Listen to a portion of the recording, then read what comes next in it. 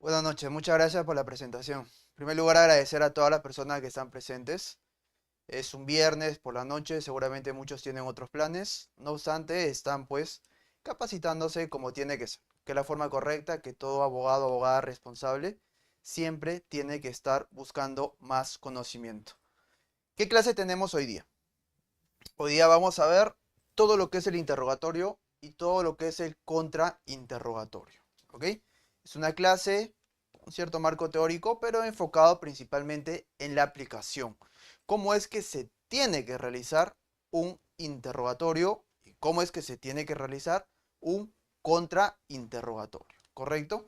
Vamos a ver unas pautas generales, vamos a enumerar, digamos, el marco jurídico que corresponde y vamos a dar pues algunos tips que son necesarios al momento de poder realizar propiamente estas actividades. La primera parte va a versar todo lo que es propiamente el interrogatorio, ¿ok? Todo lo que es el interrogatorio. Posteriormente, la segunda parte de esta exposición, vamos a ver todo lo que es el contrainterrogatorio. Lo ideal es que terminando esta clase todos tengan sumamente claro cuál es la diferencia y cuál es el procedimiento que tienen que seguir para tener un interrogatorio y un contrainterrogatorio exitoso. Comenzamos. Primero, interrogatorio. ¿Cuáles son los consejos para hacer un buen contrainterrogatorio? Un buen interrogatorio, disco. De manera clara, ¿ok? Primeros consejos. Preparar al testigo.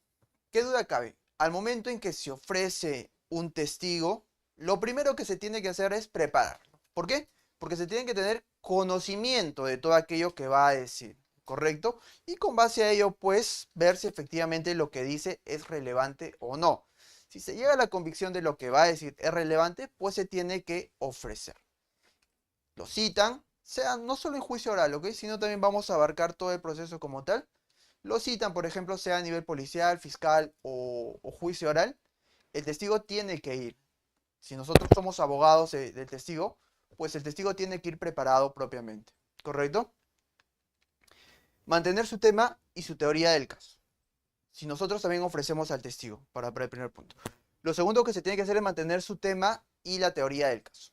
Evidentemente, cuando nosotros estamos defendiendo a una persona y ofrecemos un testigo, la razón principal de esto es que ese testigo va a deshogar aquello que ha visto, aquello que ha oído, aquellos que tiene conocimiento respecto a los hechos. Y esto evidentemente tiene que guardar relación con la teoría del caso que nosotros estamos viendo. Por ejemplo,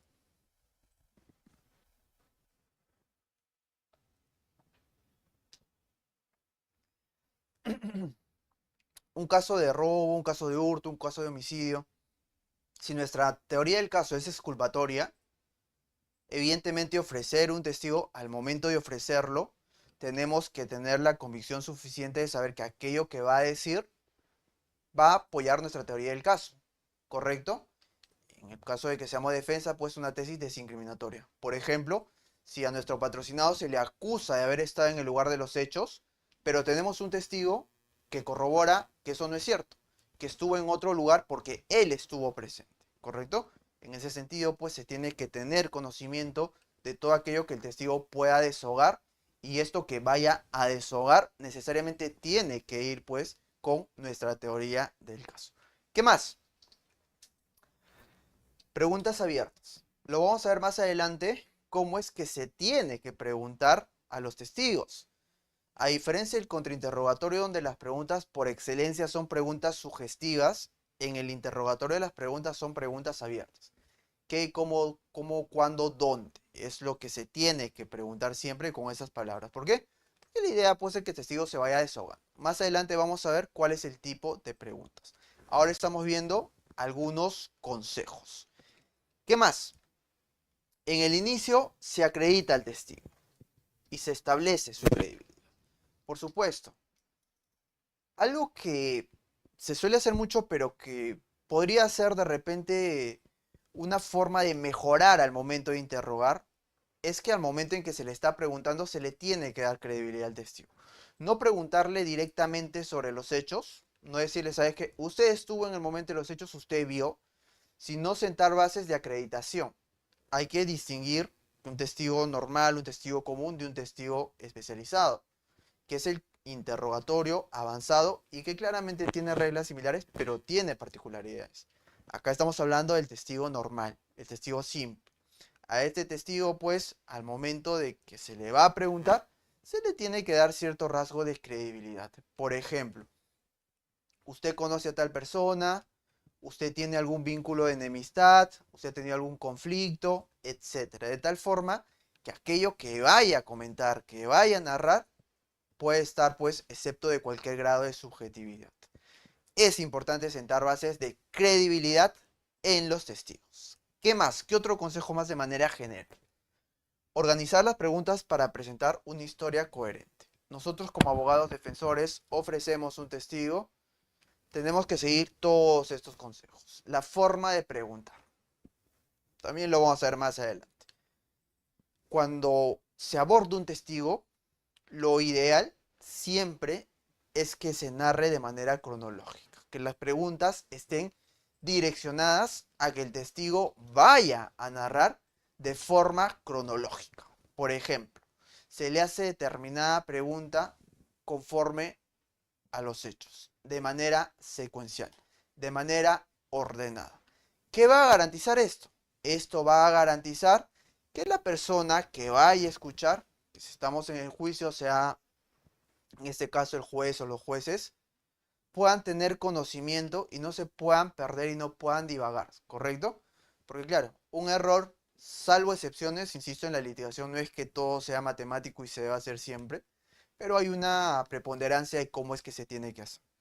En algunas excepciones de repente será conveniente que el testigo narre pues en otro orden, pero lo normal y lo que siempre se recomienda es que su narrativa sea de manera cronológica. De repente lo otro puede ser cuando son pocos testigos. ¿Por qué se recomienda esto?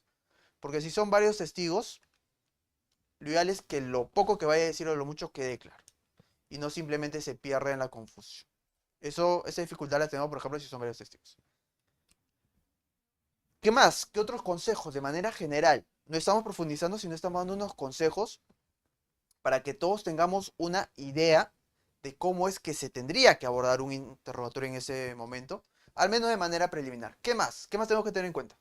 Mantener control del relato del testigo en el uso de las preguntas sencillas y específicas. Uno de los errores que se suele cometer es creer que en el interrogatorio o en el contrainterrogatorio, la estrella, digamos, la persona que tiene que resaltar es la persona que está haciendo las preguntas.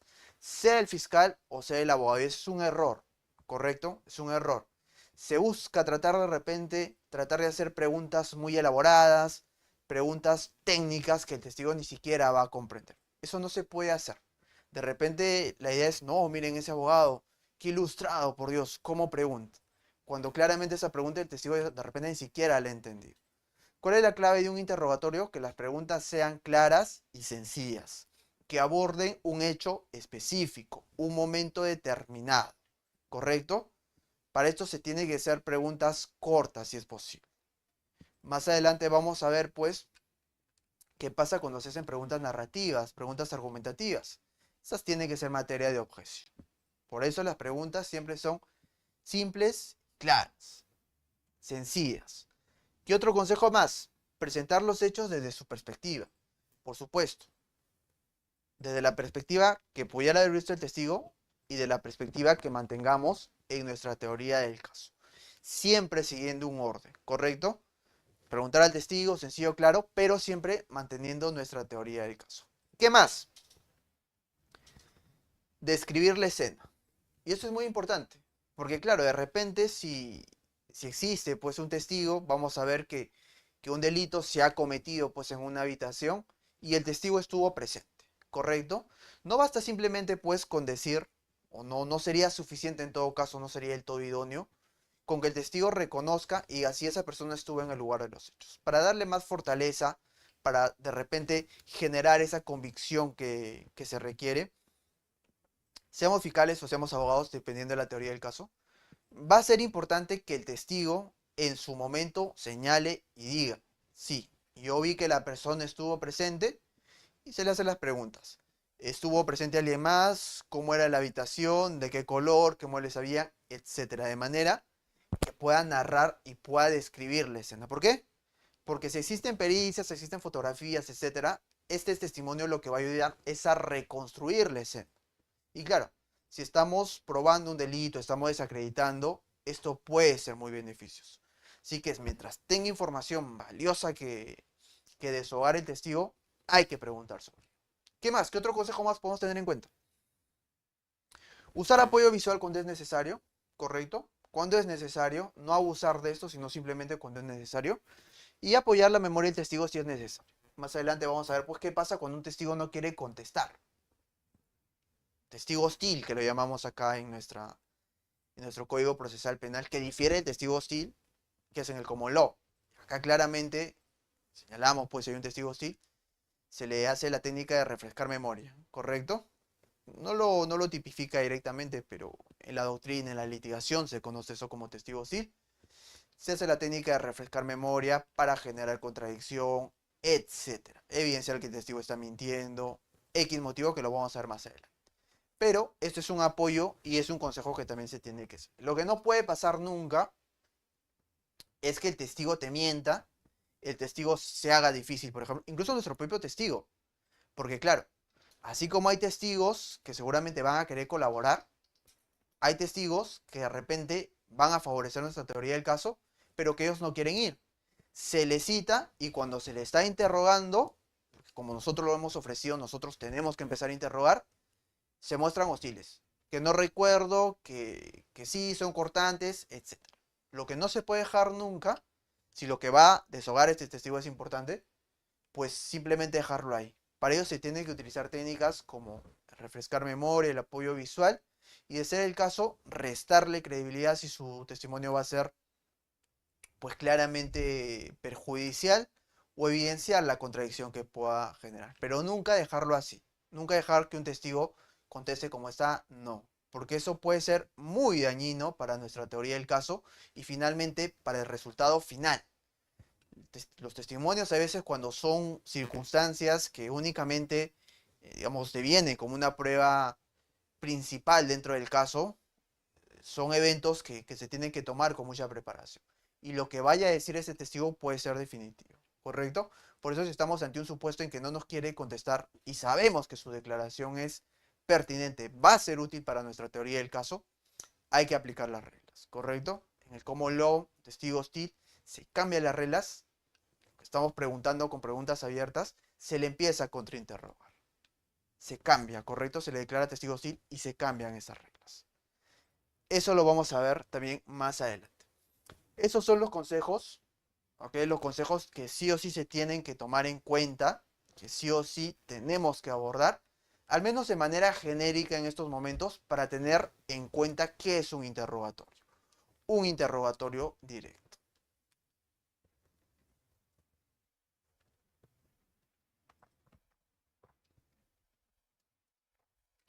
Ahora sí, el interrogatorio directo es el desahogo de hechos por medio de testigos.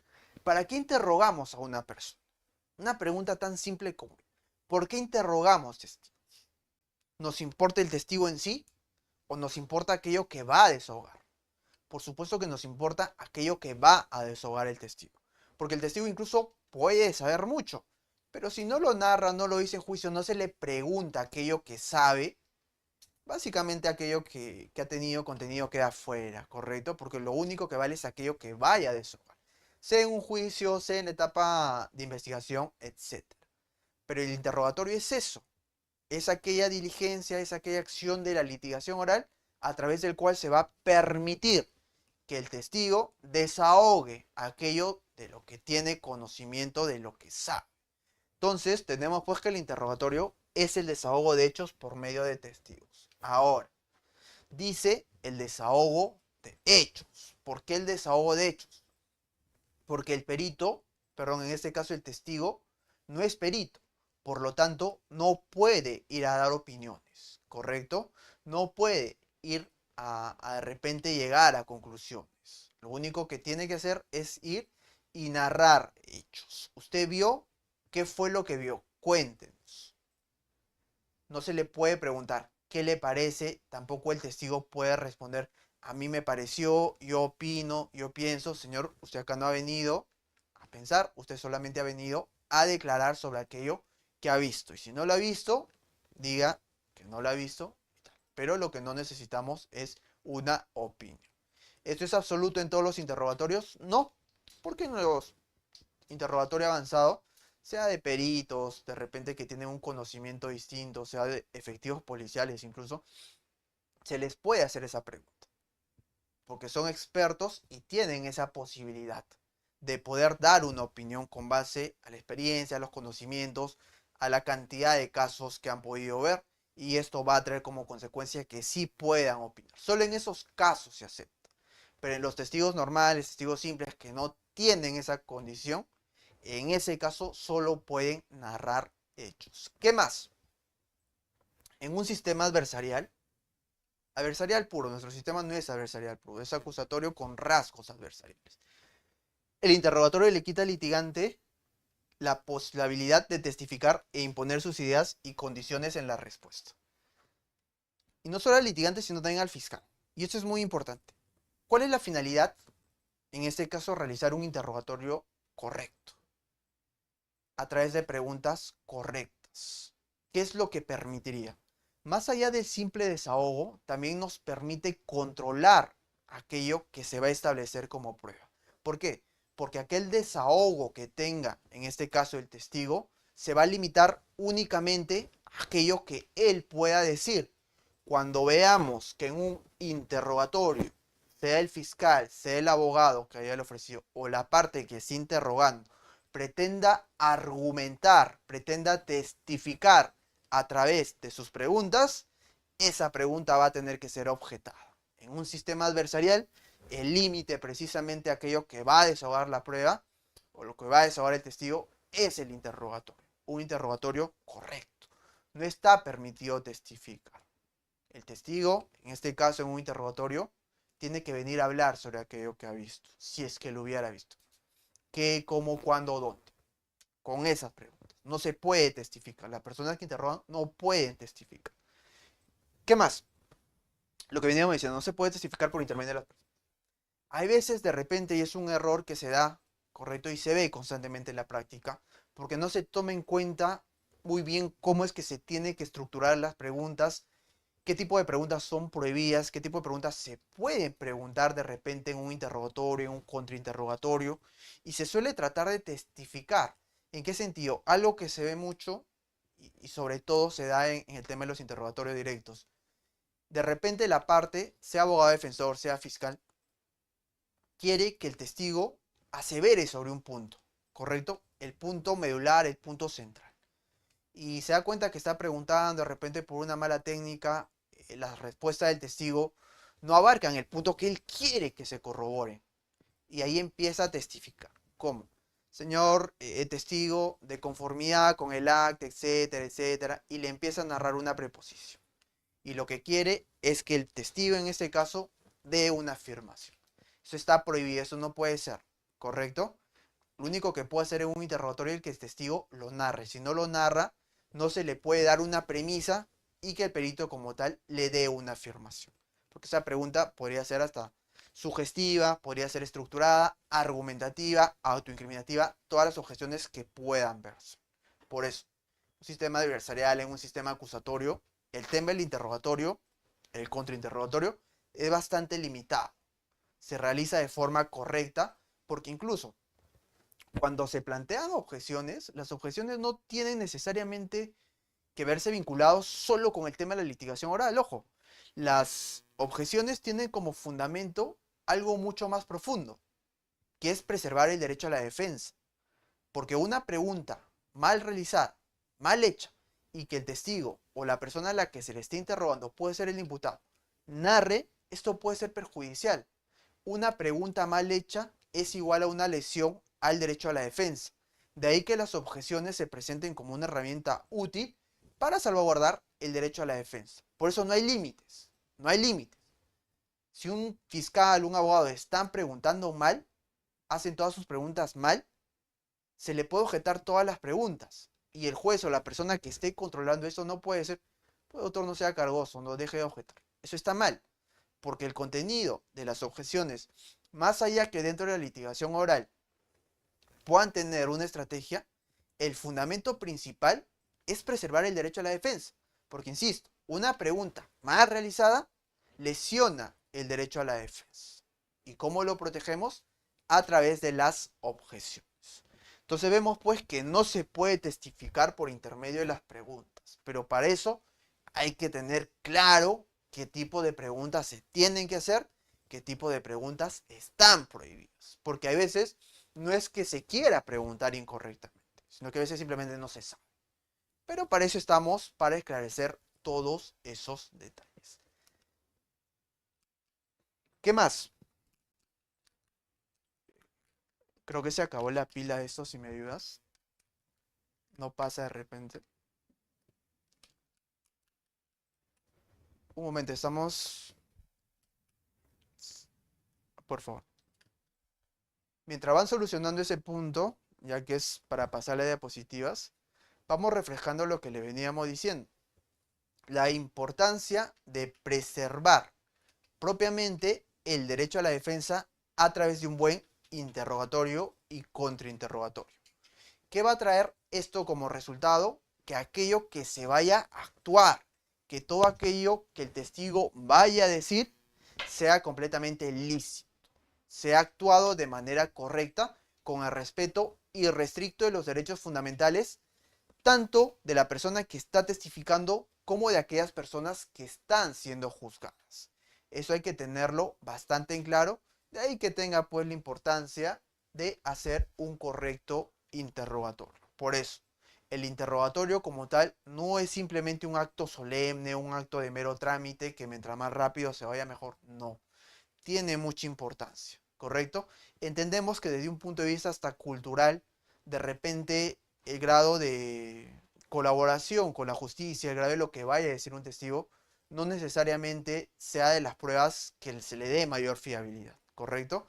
En un sistema adversarial, de repente, como el common law, esto es distinto porque la concepción de un testigo, lo que vaya a decir, tiene muchísimo valor. Por un tema de veracidad, etcétera, incluso hay un delito que es el perjurio, que es muy sancionado, y no solo es sancionado penalmente, sino que socialmente es mal visto la persona que miente. De repente acá tenemos un poco más de tolerancia al respecto. Sin perjuicio de ello, hay que tener en cuenta aquello que se está señalando. Estábamos acá. Correcto. ¿Qué tipo de preguntas se tienen que realizar? Son recomendadas hacer en este tipo de diligencias, en lo que es precisamente el interrogatorio directo. Como los veníamos señalando, son preguntas abiertas y las preguntas abiertas se identifican con el cómo, quién, cuándo, qué pasó.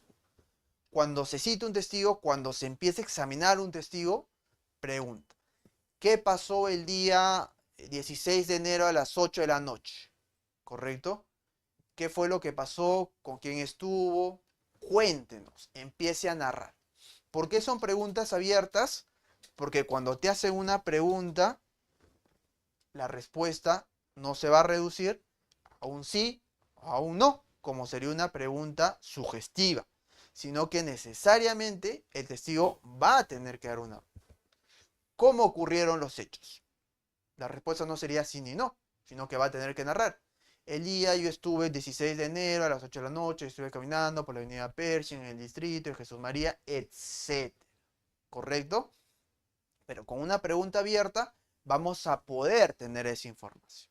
Si la pregunta fuera cerrada, en todo caso las preguntas cerradas están prohibidas. No, no, no. En un interrogatorio también se pueden hacer preguntas cerradas. Lo que no se puede hacer son preguntas sugestivas.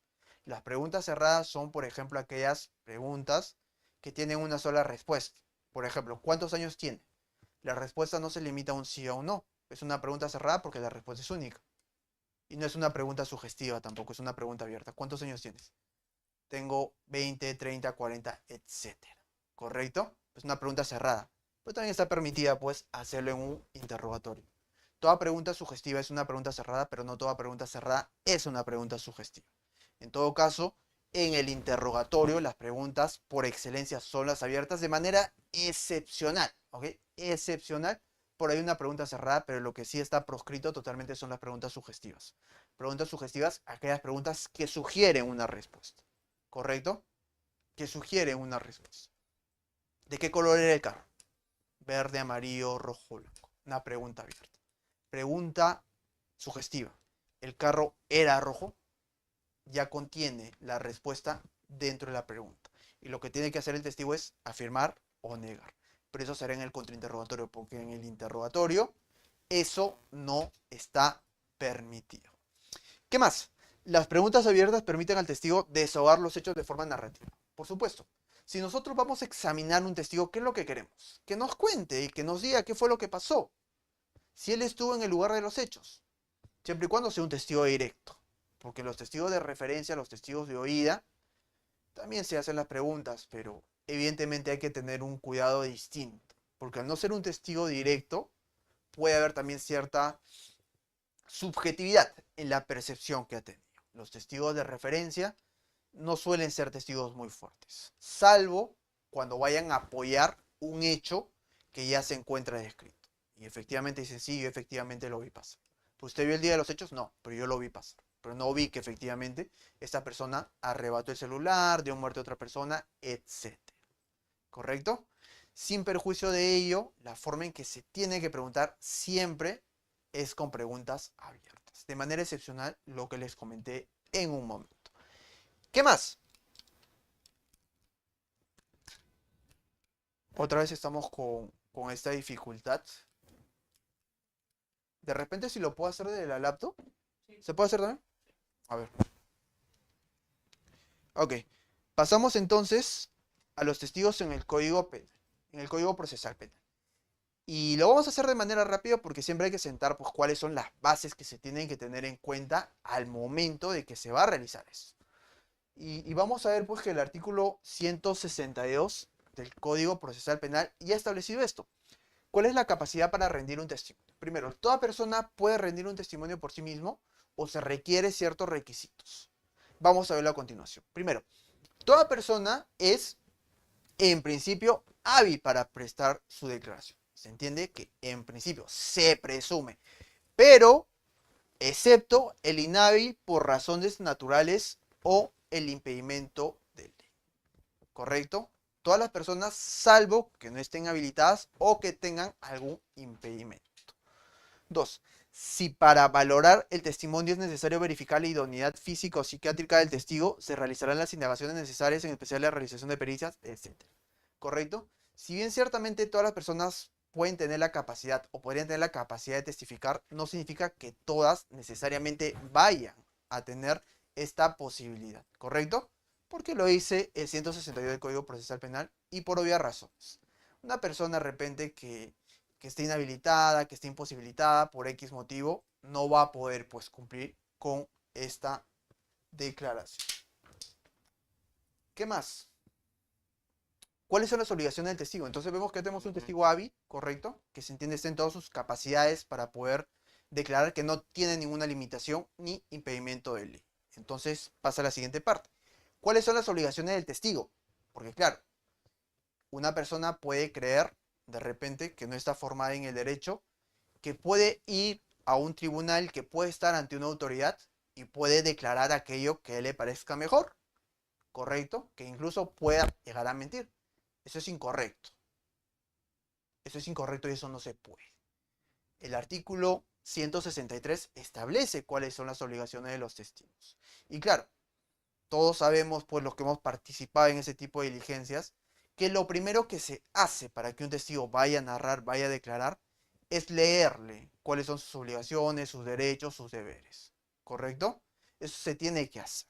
Y eso lo encontramos en el Código Procesal Penal. ¿Y qué es lo que nos dice? Toda persona citada como testigo tiene el deber de concurrir, salvo las excepciones legales correspondientes y de responder a la verdad a las preguntas que le hagan. Está prohibido mentir. Un testigo no puede mentir bajo ninguna circunstancia. ¿Correcto? Lo que sí puede hacer es que si de repente él considera que una pregunta va a traerle alguna responsabilidad penal, puede acogerse a su derecho a guardar silencio. ¿Correcto? Porque tampoco la idea es que se incrimine. ¿Y por qué comento esto? Porque creo que también en otro momento en otra oportunidad lo comenté. hay una práctica fiscal que roza el tema incluso hasta, digamos, de buena fe en la litigación, un tema hasta ético. ¿Qué pasa? Muchos fiscales ya tienen la convicción de que determinada persona, correcto, va a ser incorporada al proceso. Ya tienen incluso elementos, tienen situaciones, dentro de su propia convicción dicen, no, esta persona va a tener que entrar al proceso. Sin embargo, sin embargo, no le incorporan directamente, sino que lo primero que hacen, la citan como testigo. Y claro, la diferencia entre una declaración de una persona que está siendo citada como testigo y la que está siendo citada, en este caso, como investigado, va a tener una consecuencia distinta respecto a los deberes y obligaciones. Porque en principio, el testigo ni siquiera tiene la necesidad o el deber o la obligación de asistir con un abogado. Puede asistir libremente. Eso no pasa con una persona que está siendo investigada, que necesariamente tiene que estar bajo la asesoría de un abogado. ¿Y por qué es esto? Por la responsabilidad que puede traer lo que vaya a testificar. La idea no es que se autoincrimine una persona. Y claro, a veces los fiscales con esa convicción lo citan primero, pues, limitando de repente el derecho a que no puede guardar silencio en la totalidad de aquellas acciones que ha visto. Se le hace pregunta como un testigo. Muchas veces incluso van pues sin abogado, sin prepararse, se lo toman a la ligera. Pasa eso, dan su declaración y como esto está sacramentado porque en teoría no pueden mentir, van y lo incorporan al proceso. Eso es un error por parte de la persona que fue citada. Porque claro, una vez que ya declaró y está siendo citada, pues, o lo están incorporando como investigado, ¿qué es lo que le va a hacer? Va a narrar nuevamente en otra declaración, se va a desdecir qué es lo que va a pasar en ese tema, ¿correcto? Por eso, la recomendación siempre, siempre va a ser que a una persona cuando la citen a declarar, incluso sea como testigo, siempre se asesore y siempre vaya acompañado de un abogado, por muy inocua que parezca. Porque claro, cuando una persona no está en formación, no tiene la formación jurídica, puede decir cosas que finalmente van a terminar perjudicando. Y su calidad de testigo va a pasar pues como imputado, en ese caso como investigado. Esa práctica creo yo que es algo que seguramente en algún momento va a tener algún pronunciamiento. Porque claro, si se tiene la convicción de que la persona va a ser investigada, no hay que citarlo primero como testigo, sino de frente hay que respetar su derecho a la defensa y tratarlo como un investigado, incorporándolo de repente, si ya se tiene esa convicción, ¿correcto?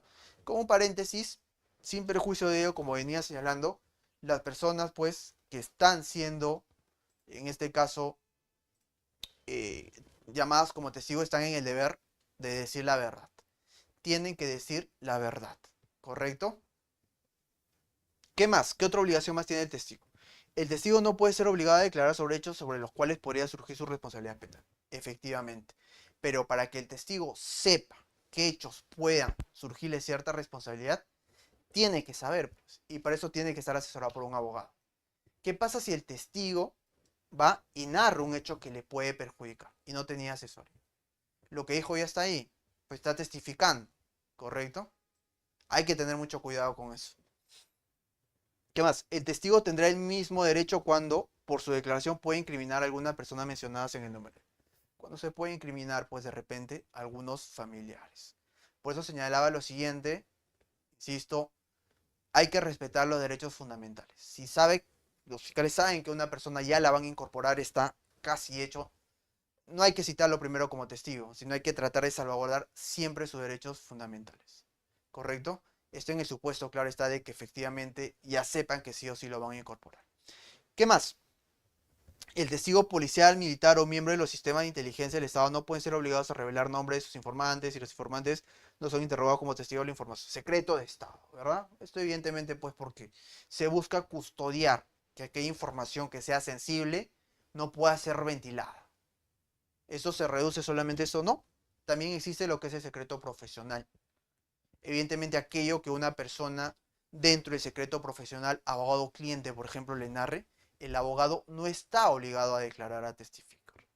Porque hay un secreto profesional que está por encima de esa potestad que se tiene de interrogar, ¿correcto? Lo mismo de repente en otros aspectos, psiquiatría, de repente los médicos, con alguna regulación que pudiera haber.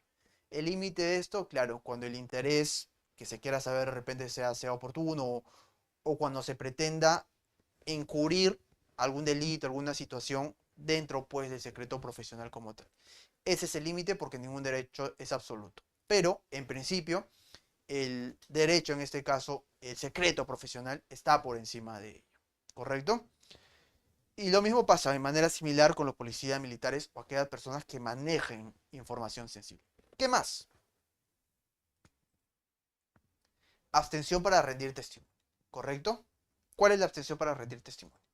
Para abstenerse a rendir testimonio el cónyuge, el imputado, los parientes dentro del cuarto grado de consanguinidad o segundo grado de afinidad y aquellos que tuvieran relación con la vivencia con él. Se extiende esta facultad en la misma medida a los parientes por adopción y respecto a los cónyuges. Básicamente lo que nos dice es que si una persona está siendo investigada, correcto, y nosotros somos un familiar hasta el cuarto grado de consanguinidad, pues no tenemos la obligación de declarar, ¿correcto? Porque aquello que vayamos a decir pudiera ser perjudicial incluso para un familiar. Y claro, se pondera, ¿verdad? Se pondera, bueno, lo que ha dado por razón a todo esto. Y este tipo de personas no están obligadas. Incluso hayan podido presenciar, hayan podido ver. Se entiende que se pretende pues preservar los vínculos familiares. Y claro, de repente la pareja, un cónyuge, ayuda de repente, o ve los hechos, no ayuda porque ya sería cómplice, pero ve determinados hechos y claro, de repente su testimonial pudiera esclarecer, pero se encuentra con este límite y en ese sentido no está obligada a declarar. Simplemente se acoge a este artículo y no tendría que declarar. ¿Qué más? Deberán abstenerse de declarar con las precisiones que se detallarán quienes según la ley, bueno, lo que les venía comentando, el secreto profesional o esta. El famoso secreto profesional que rige pues claramente todo aquello que diga el cliente a su abogado. El límite es cuando esto, no los hechos que pasaron, sino que dentro de esto se pueda ver de repente algún hecho delictivo. Ese hecho delictivo que se ha creado post hecho que se está siendo investigado, si no tiene pues el secreto profesional como tal. Porque insisto, se parte de una presunción lícita, que todo aquello que se dé dentro de la relación efectivamente no pueda ser ventilado. La excepción cuando ya dentro del ejercicio se pretenda de repente cometer algún delito. Ahí sí no hay secreto profesional. ¿Qué más? Lo vinculado por el secreto profesional, los funcionarios y servidores públicos que conozcan secreto de Estado. Lo que le veníamos comentando, ¿verdad? Hay información sensible de repente de seguridad nacional, de repente información económica, no sé, X motivo que sea muy sensible de inteligencia, que claramente no se puede ir ventilando. ¿Qué más? Contenido de la declaración. ¿Qué contenido tiene que tener la declaración? Artículo 166. La declaración del testigo versa sobre lo percibido en relación con los hechos objeto de prueba. En relación con los hechos, opinión, percepción, no, solamente narrativa de los hechos. ¿Qué más? Testigo indirecto, testigo de referencia. Aquel testigo que no estuvo en el lugar de los hechos, pero escuchó. Vio situaciones que no están directamente vinculadas por los hechos, pero que le pueden dar cierto contexto. ¿Qué más? No se admite al testigo expresar conceptos u opiniones que personalmente tenga sobre los hechos. ¿Correcto? No puede opinar. A mí me parece que esa persona actuó como un monstruo. A mí me parece que esa persona actuó como un loco de manera vehemente. Eso no puede ser. Pues una opinión. Simplemente se narra. La persona X, pues, levantó la mano, levantó la pierna, atacó a tal persona, le dio 3 golpes, etc. No se puede darle un contenido. Porque eso es una opinión.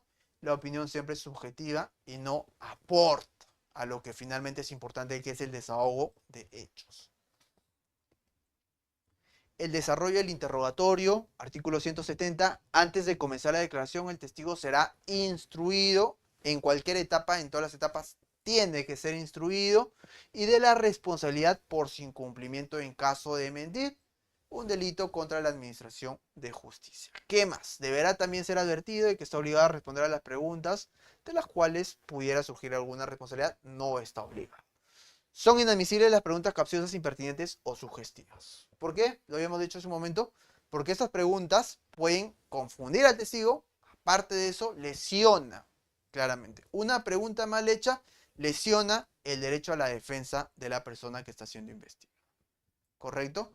hay que tener en cuenta eso, porque lo que va a decir no se sabe en qué sentido. Una pregunta mal hecha puede de repente traer una respuesta distinta. La forma de evitar esa lesión al derecho a la defensa es, primero, en primer momento, haciendo buenas preguntas, preguntas correctas, admitibles, y segundo, a través de las objeciones. ¿Qué más?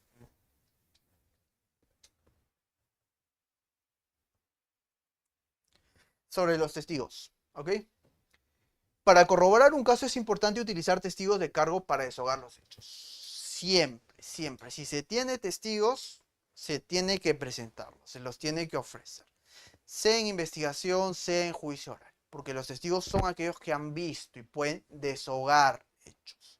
Deshogar su manifestación es el desahogo de hechos. Una buena narrativa, un buen interrogatorio lo que hace es que mientras el testigo va narrando hechos, las personas que están escuchando, en este caso los juzgadores, los jueces, van construyendo cómo es que había ocurrido el hecho. Sí, señor, efectivamente, la habitación tenía 3 cámaras, tenía 2 luces, tenía una pizarra, tenía una computadora, etc. Conforme se va narrando, las personas que están escuchando van construyendo esa imagen y es una suerte de reconstrucción de la escena, reconstrucción de lo que pasó. Por eso es importante preguntar correctamente. ¿Qué más? Las respuestas deshogadas por el testigo abonan y narran sucesos que una parte desea lograr con el interrogatorio. Por supuesto, nosotros, como defensa, como de repente como el Ministerio Público, vamos hacia un objetivo. Cuando se cita un testigo, cuando se empieza a interrogarle, se tiene un fin. No simplemente es por pasar y por cumplir, porque eso sería muy irresponsable e incluso sería hasta perjudicial para la persona que se está defendiendo. Cuando se interroga un testigo, se hace porque se tiene un fin, se tiene una finalidad. Y la finalidad muchas veces pues puede ser que se corrobore un hecho, que se corroboren dos, que se corrobore un solo hecho, etcétera, etcétera. ¿Correcto? Pero hay una finalidad, hay un objetivo. ¿Qué más? Las preguntas deben ser abiertas y son sugestivas o inducen al testigo sugerentemente, tiene que ser objeto. Las preguntas sugestivas que tratan de llevar al testigo de la mano para que confirme alguna respuesta son objetables. O sea, no hay razón de ser. Y las personas que están controlando, pues en este caso, el interrogatorio, tienen que hacer ese control. ¿Correcto? Tienen que hacerlo. Porque claro, si ven que una pregunta está siendo mal realizada, no se puede dejar pasar, porque dejarlo pasar es igual a lesionar el derecho a la defensa. Pues no se sabe qué va a decir. ¿Qué más? ¿Qué más tenemos que ver sobre los testigos? ¿Cuál es la finalidad del interrogatorio? Finalidad del interrogatorio. Para lograr un interrogatorio exitoso, es importante que el litigante atienda la teoría del caso que va a formular con los testigos. Esto es muy importante porque si nuestra teoría del caso, de repente, en un caso de homicidio, somos abogados defensores, es acreditar una legítima defensa y de repente el vecino de al lado estuvo observando cómo ocurrieron los hechos, va a ser muy importante que las preguntas estén direccionadas a que el testigo narre dicha situación. Que el testigo diga, primero que se acredite, efectivamente yo estuve en el lugar de los hechos, yo soy vecino, no tengo ningún grado de, primero, parentesco, etcétera, no he tenido ninguna discusión, absolutamente nada. Usted estuvo presente, ¿dónde estuvo presente? Yo estuve en mi ventana, estuve en mi balcón. ¿Dónde queda su balcón? Mi balcón queda exactamente al frente de la habitación de la persona que está siendo juzgada. Usted a cuántos metros se encuentra, etcétera, ¿correcto? Y empieza a narrar. El día de los hechos, efectivamente yo vi que la persona X, a través de un arma, trató de atacar a la persona que está siendo investigada, o en este caso juzgada. Y como consecuencia de ello, esta trató de defenderse, cogió con sus 2 manos el arma, lo tumbó y como consecuencia de ello, la otra persona cayó de la venta. Y él vio cómo se estrelló, ¿correcto? Pero es una narrativa y queremos que el testigo narre, desahogue ello. Evidentemente no se le hace con 2 o 3 preguntas como el ejemplo que estoy poniendo, sino pormenorizadamente. Cada pregunta, si es posible, un hecho. Es la forma correcta de preguntar. Hay veces de repente en el día a día, con el trajín, queremos que el testigo desahogue, incluso las autoridades de repente son Por costumbre se suele hacer eso, pero el hecho de que se haga no significa que sea de todo correcto, porque la forma correcta de preguntar, de hacer un interrogatorio adecuado, es hecho por hecho, pregunta por pregunta. ¿De qué color era el polo, por ejemplo? ¿De qué color era el pantalón? ¿De qué color era el arma civil? ¿Correcto? Pregunta, ¿no? ¿Cómo estuvo vestido? Puede ser también, pero principalmente si se pueden hacer preguntas detalladas, va a ser mucho mejor. Va a ser mucho mejor. Y abiertas, claramente. A mayor detalle, mayor estructura, mayor creación imaginaria. No se dejan cabos sueltos. ¿Correcto? Eso es muy importante a la hora de hacer un interrogatorio. Por supuesto, vinculado directamente a nuestra teoría del caso. ¿Qué más? No se puede olvidar ningún hecho antes de liberar al testigo. Lo que les venía comentando. Cuando se interroga un testigo, se tiene que hacer ver, en este caso a través de las preguntas, todo aquello que va a ser beneficioso para nuestra teoría del caso.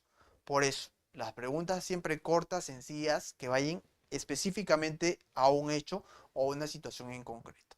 Solo a través de eso vamos a tener un orden, porque cuando las preguntas son demasiado genéricas, a veces pretenden abordar mucho, ¿correcto?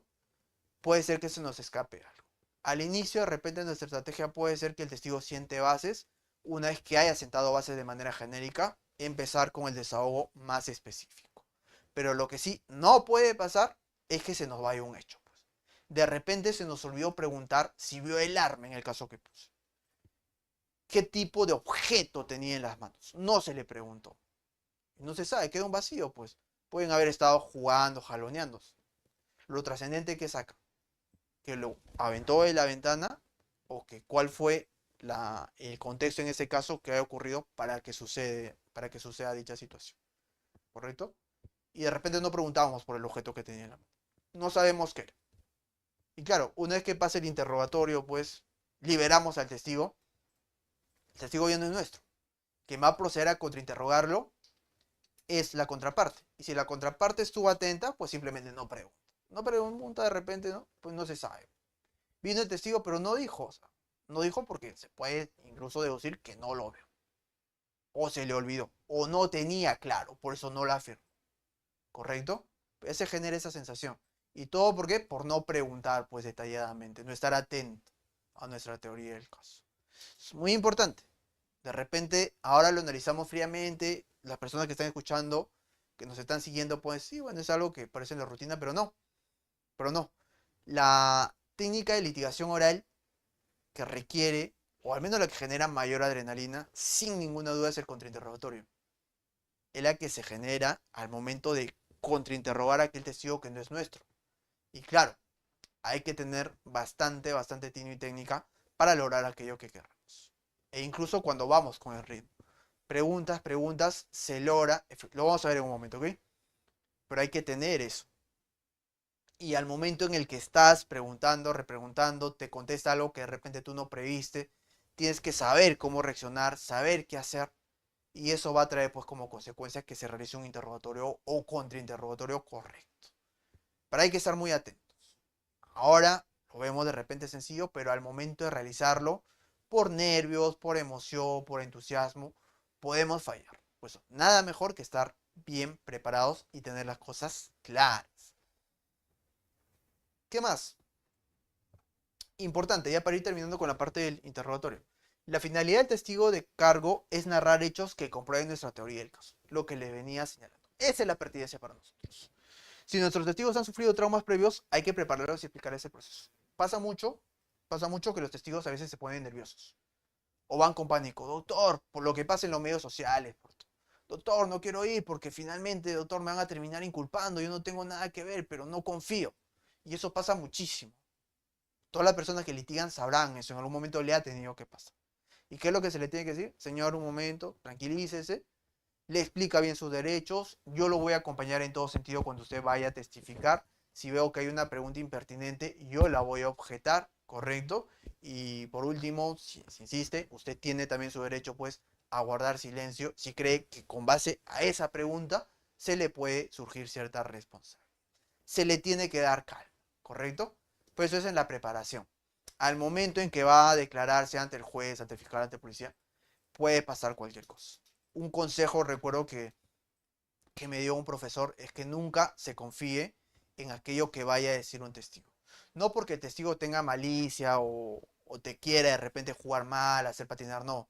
A la hora de la hora, cuando ocurre este tipo de diligencias, más todavía si se está ante un juicio, ante un juez, el testigo a veces incluso hasta cambia su versión. Por la propia autoridad que impone un juez, por el propio escenario que se da dentro del interrogatorio, puede ocurrir. Lo que tenemos que hacer como abogados responsables es que si ocurre este tipo de situaciones, poder responder adecuadamente y dejar que esta situación no afecte pues a nuestra teoría del caso. Hacer un control de daños previo. Eso siempre es importante. Por eso, si han sufrido traumas, hay que decirle, ¿ok? Hay que decirle. Se recomienda explicar el procedimiento, señalarle que solo tienen que decir la verdad, explicarle, decirle sus derechos, lo que ya veníamos comentando. Si en caso el testigo padeciera alguna enfermedad, hay que mencionarle al funcionario encargado. De repente el testigo está habilitado, pero no sé, de repente está mal de la garganta, por ejemplo. Está con tos, con un tema así. No puede hablar mucho. Puede hablar despacio. Hay que hacerle saber a la persona que está interrogando. Sí, señor juez, señor fiscal, señor policía. El testigo está con una lesión. Si usted quiere, se puede llevar ahora. Él quiere colaborar o se pide una reprogramación. Si dicen no, bueno, en todo caso hay que hacerlo ya. En todo caso, pues hay que tomar las medidas pertinentes. ¿Correcto? De repente acercarnos un poco más, etcétera. ¿Por qué es importante estas situaciones que parecen menores? Porque eso va a ayudar a que el testigo se sienta más respaldado. Narre más calmado. Porque de repente si se ve un ambiente hostil, que no se le da estas facilidades, puede generar, insisto, son cuestiones que de repente no son del todo jurídicas, pero con la práctica, con la litigación, son argumentos que van a sumar. ¿Qué más? Orden de presentar a los testigos. Los testigos, en caso de delitos violentos, se recomienda presentar primero a las víctimas. Cuando seamos, en este caso, fiscales y nos toque presentar a los testigos, si son testigos violentos, por ejemplo, una persona que ha sufrido lesiones, de repente alguna agresión, algún ataque, se recomienda presentarlo siempre primeros. Y claro, cuando se empiece a narrar, lo que se tiene que tratar de hacer primero es humanizar a la víctima. Ver que es una persona que ha padecido cierto mal a consecuencia del ataque del presunto agresor. Si somos parte de la fiscalía, ¿correcto? Pues eso sienta las bases. Dentro de la litigación oral, esto es lo que se recomienda, siempre y cuando seamos familia en fiscalía, parte de la fiscalía, y estemos en un delito violento. ¿Qué más? Seguidamente se recomienda llamar a un testigo para dar credibilidad al testimonio de la víctima, por ejemplo el médico. El orden de los testigos lo dispone la persona que los está ofreciendo. Primero, la persona agraviada señala y dice que efectivamente fue víctima de un ataque, recibió cortaduras, quemaduras, etcétera. Termine de narrar dicho y puede venir el médico que le examina. ¿Correcto? Efectivamente da credibilidad a todo aquello que ha narrado, en este caso, la persona que ha sido agraviada, la víctima testificante. ¿Qué más? Pasa esto y también se puede llamar a los policías, otros testigos que atendieron posteriormente. Policías, por ejemplo. Efectivamente, ya tenemos que la persona dijo que sufrió lesiones. Hay un médico que corrobora ello de manera bastante contundente a través de una pericia, de un certificado médico.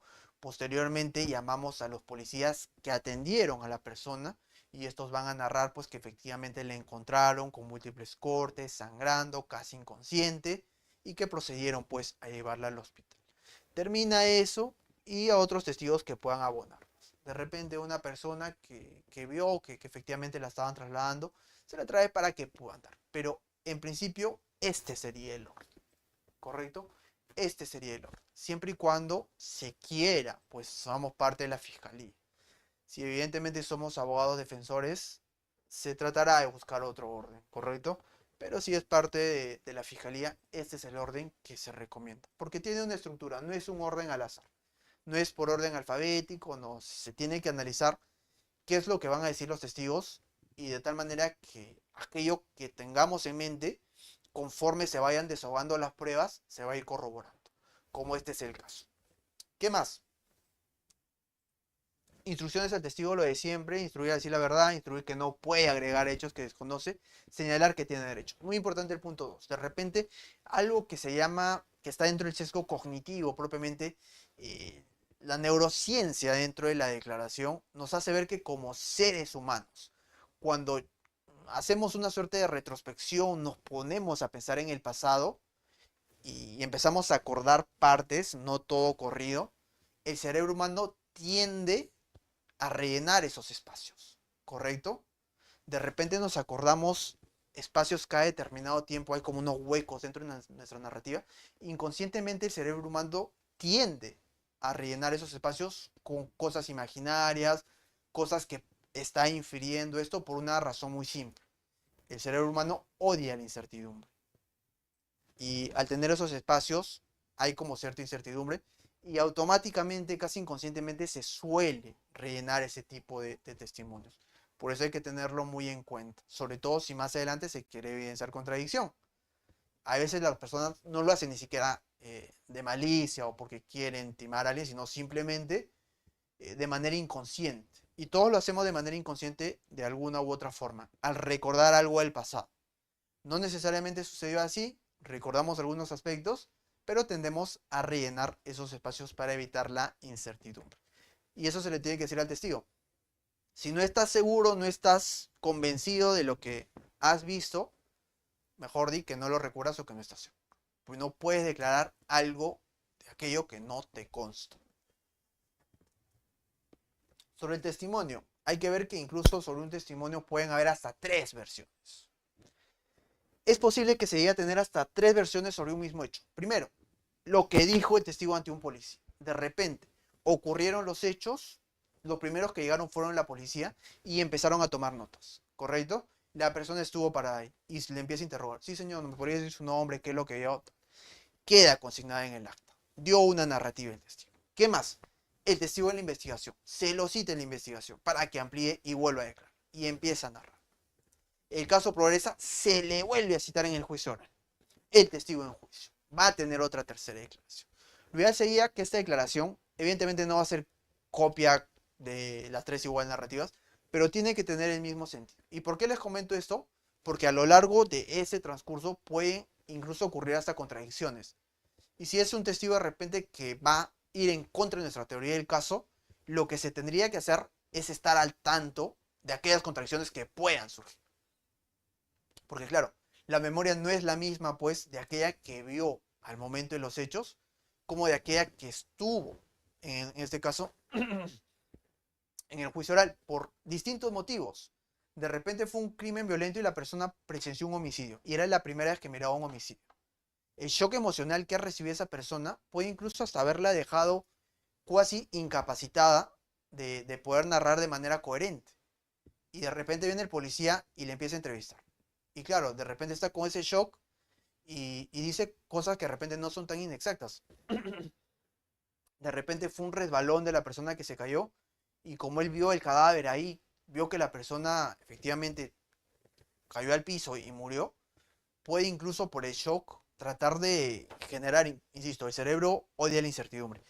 Y por no de repente haber visto aquello, no tener ese espacio, preguntarse cómo estuvo ahí, puede señalar y decir, sí, efectivamente le empujó. Pero claro, esos puntos hay que tenerlo en cuenta y de repente la persona ya más tranquila, ya más fuera de shock, empieza a decir, oye, efectivamente no, no es que vi, sino que me pareció. Y eso lo narra más adelante en el juicio. Bueno, hay que estar atento a todos esos puntos porque finalmente va a ser aquello que nos va a servir. Atento siempre a lo que va a decir un testigo. Aquel abogado que no sabe su caso, no sabe los hechos, no sabe aquello que se ha actuado, simplemente está yendo con incertidumbre. Y eso no se debe hacer. ¿Qué más? Para contrarrestar esto se puede usar el método, bueno, el método de memoria para refrescar memoria, etcétera, lo que ocurre el día de los hechos. Si un testigo es hostil, se debe evidenciar contradicción. Sobre el testimonio, ya estamos finalizando con la parte del interrogatorio. El éxito de los interrogatorios se basa en que todos los datos y detalles que pudieran ser dañados en el contrainterrogatorio sean explicados adecuadamente. Si nosotros tenemos un testigo, ¿cuál es la forma idónea de protegerlo? Muchos me dirán, doctor, sabiendo todas las objeciones, cosa que si el fiscal pregunta o el abogado pregunta, vamos a objetar. ¿Y qué pasa si pregunta bien? ¿Cómo vas a objetar? ¿Eh? Objetas infundada, objetas infundada. Le vas a caer pesado al juez. ¿Cuál es la mejor forma? Las objeciones sí, las objeciones son una herramienta útil, pero hay que tener en cuenta, y eso que se les quede grabado, la mejor forma de proteger a un testigo de un contrainterrogatorio es haciéndole un interrogatorio, en este caso, correcto. Si se le hace un interrogatorio correcto al testigo, se le está protegiendo el contrainterrogatorio. ¿Por qué? Porque no va a haber de dónde agarrar, no va a haber de dónde preguntar, no va a haber cómo cuestionar aquello que ha narrado. Evidentemente, si la otra parte es un abogado hábil, un fiscal hábil, podría encontrar la forma, pero incluso si el interrogatorio es bueno, eso se va a ver limitado. Ahora, si la otra parte no está preparada, está distraída, simplemente lo ve esto como rutina, se va a encontrar de brazos cruzados, va a poder hacer muy poco. Hemos blindado a nuestro testigo. ¿Cuál es la forma de blindar a nuestro testigo a través de las objeciones? Es una herramienta de protegerlo, pero la forma ideal siempre es haciendo un interrogatorio correcto. ¿Qué más? La mejor forma de desarrollar un interrogatorio completo es realizarlo de manera cronológica, hecho por hecho, que vaya acreditando. ¿Qué más? Se tiene que realizar preguntas breves. No pretendan ser las estrellas en un interrogatorio. Y si quieren ser las estrellas, demuéstrenlo a través de sus preguntas. Preguntas simples y sencillas. No pretendan testificar, porque eso es una práctica errónea, tanto para fiscales como para abogados. El testigo está para que desahogue pruebas, no para que confirme aquello que queramos preguntar con una pregunta. ¿Qué más? No se realizan preguntas en las cuales no se conoce la respuesta. Y esto es, si no la prueba, la regla principal es una de las más excepcionales dentro del interrogatorio. Métase a la cabeza. No se pregunta aquello de lo que no se sabe la respuesta. ¿Correcto? No se pregunta aquello de lo que se desconoce, porque no se sabe qué es lo que va a responder el testigo. Puede ser que a un impulso, de repente la otra parte hizo 10 preguntas, nosotros 2 y queremos seguir preguntando para no quedar mal, para que piensen de repente que nos hemos preparado. No. Si no se sabe la respuesta, no se le pregunta, porque aquello que vaya a responder puede ser sumamente dañino.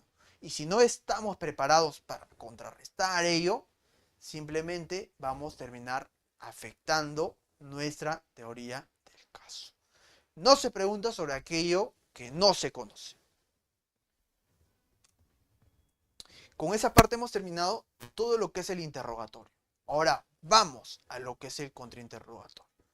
En el interrogatorio, la persona que empieza a preguntar es la persona que ha ofrecido al testigo, ¿correcto?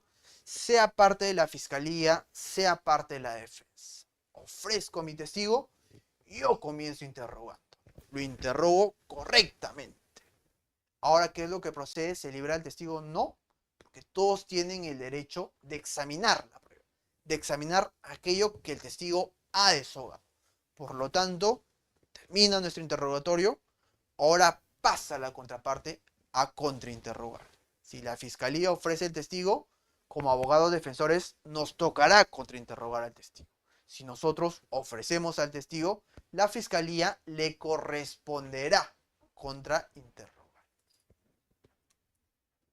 Algunos consejos para el contrainterrogatorio.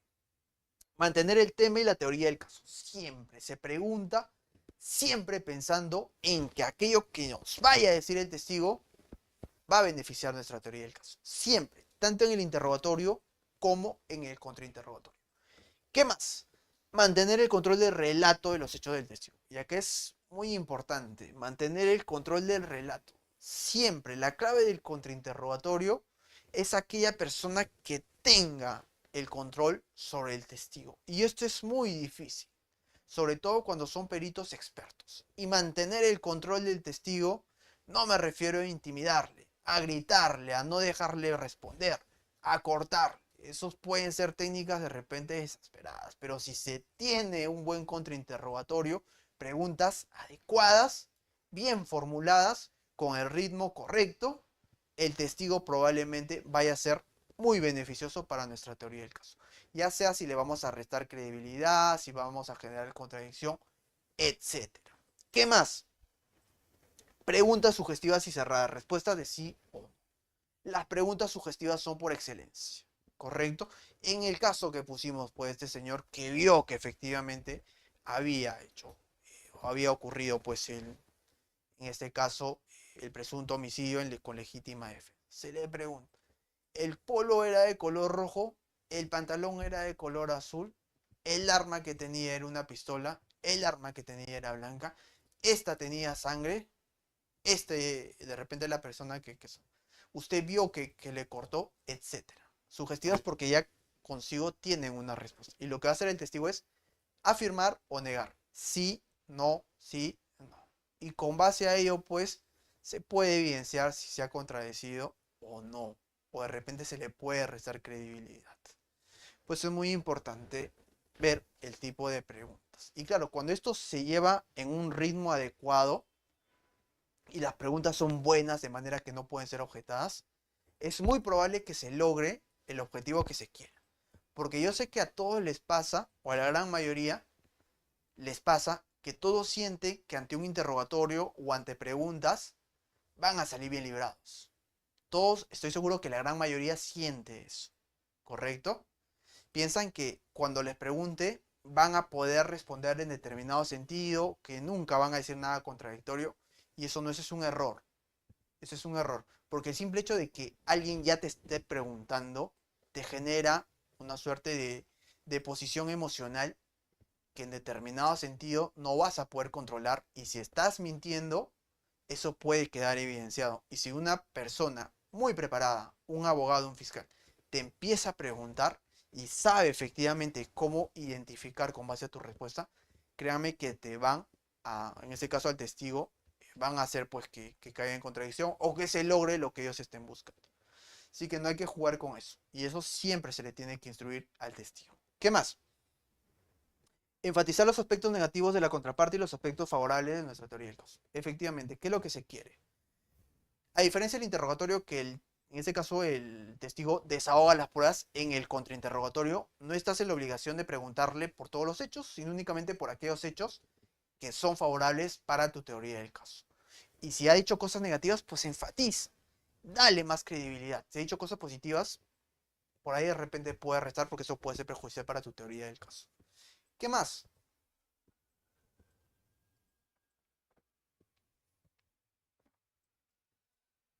Siempre se tiene que escuchar las respuestas y aprovechar los hechos favorables. Un error que se comete también en los contrainterrogatorios es que se realice un pliego y está muy bien. Los pliegos se tienen que realizar, pero no necesariamente te tienes que guiar de ellos. Porque, recuerda, las preguntas van de acuerdo a aquello que ha dicho el testigo. De repente el testigo en ese día no dijo A, B, C, no lo sé. O de repente no dijo nada de favorable, no lo sabemos.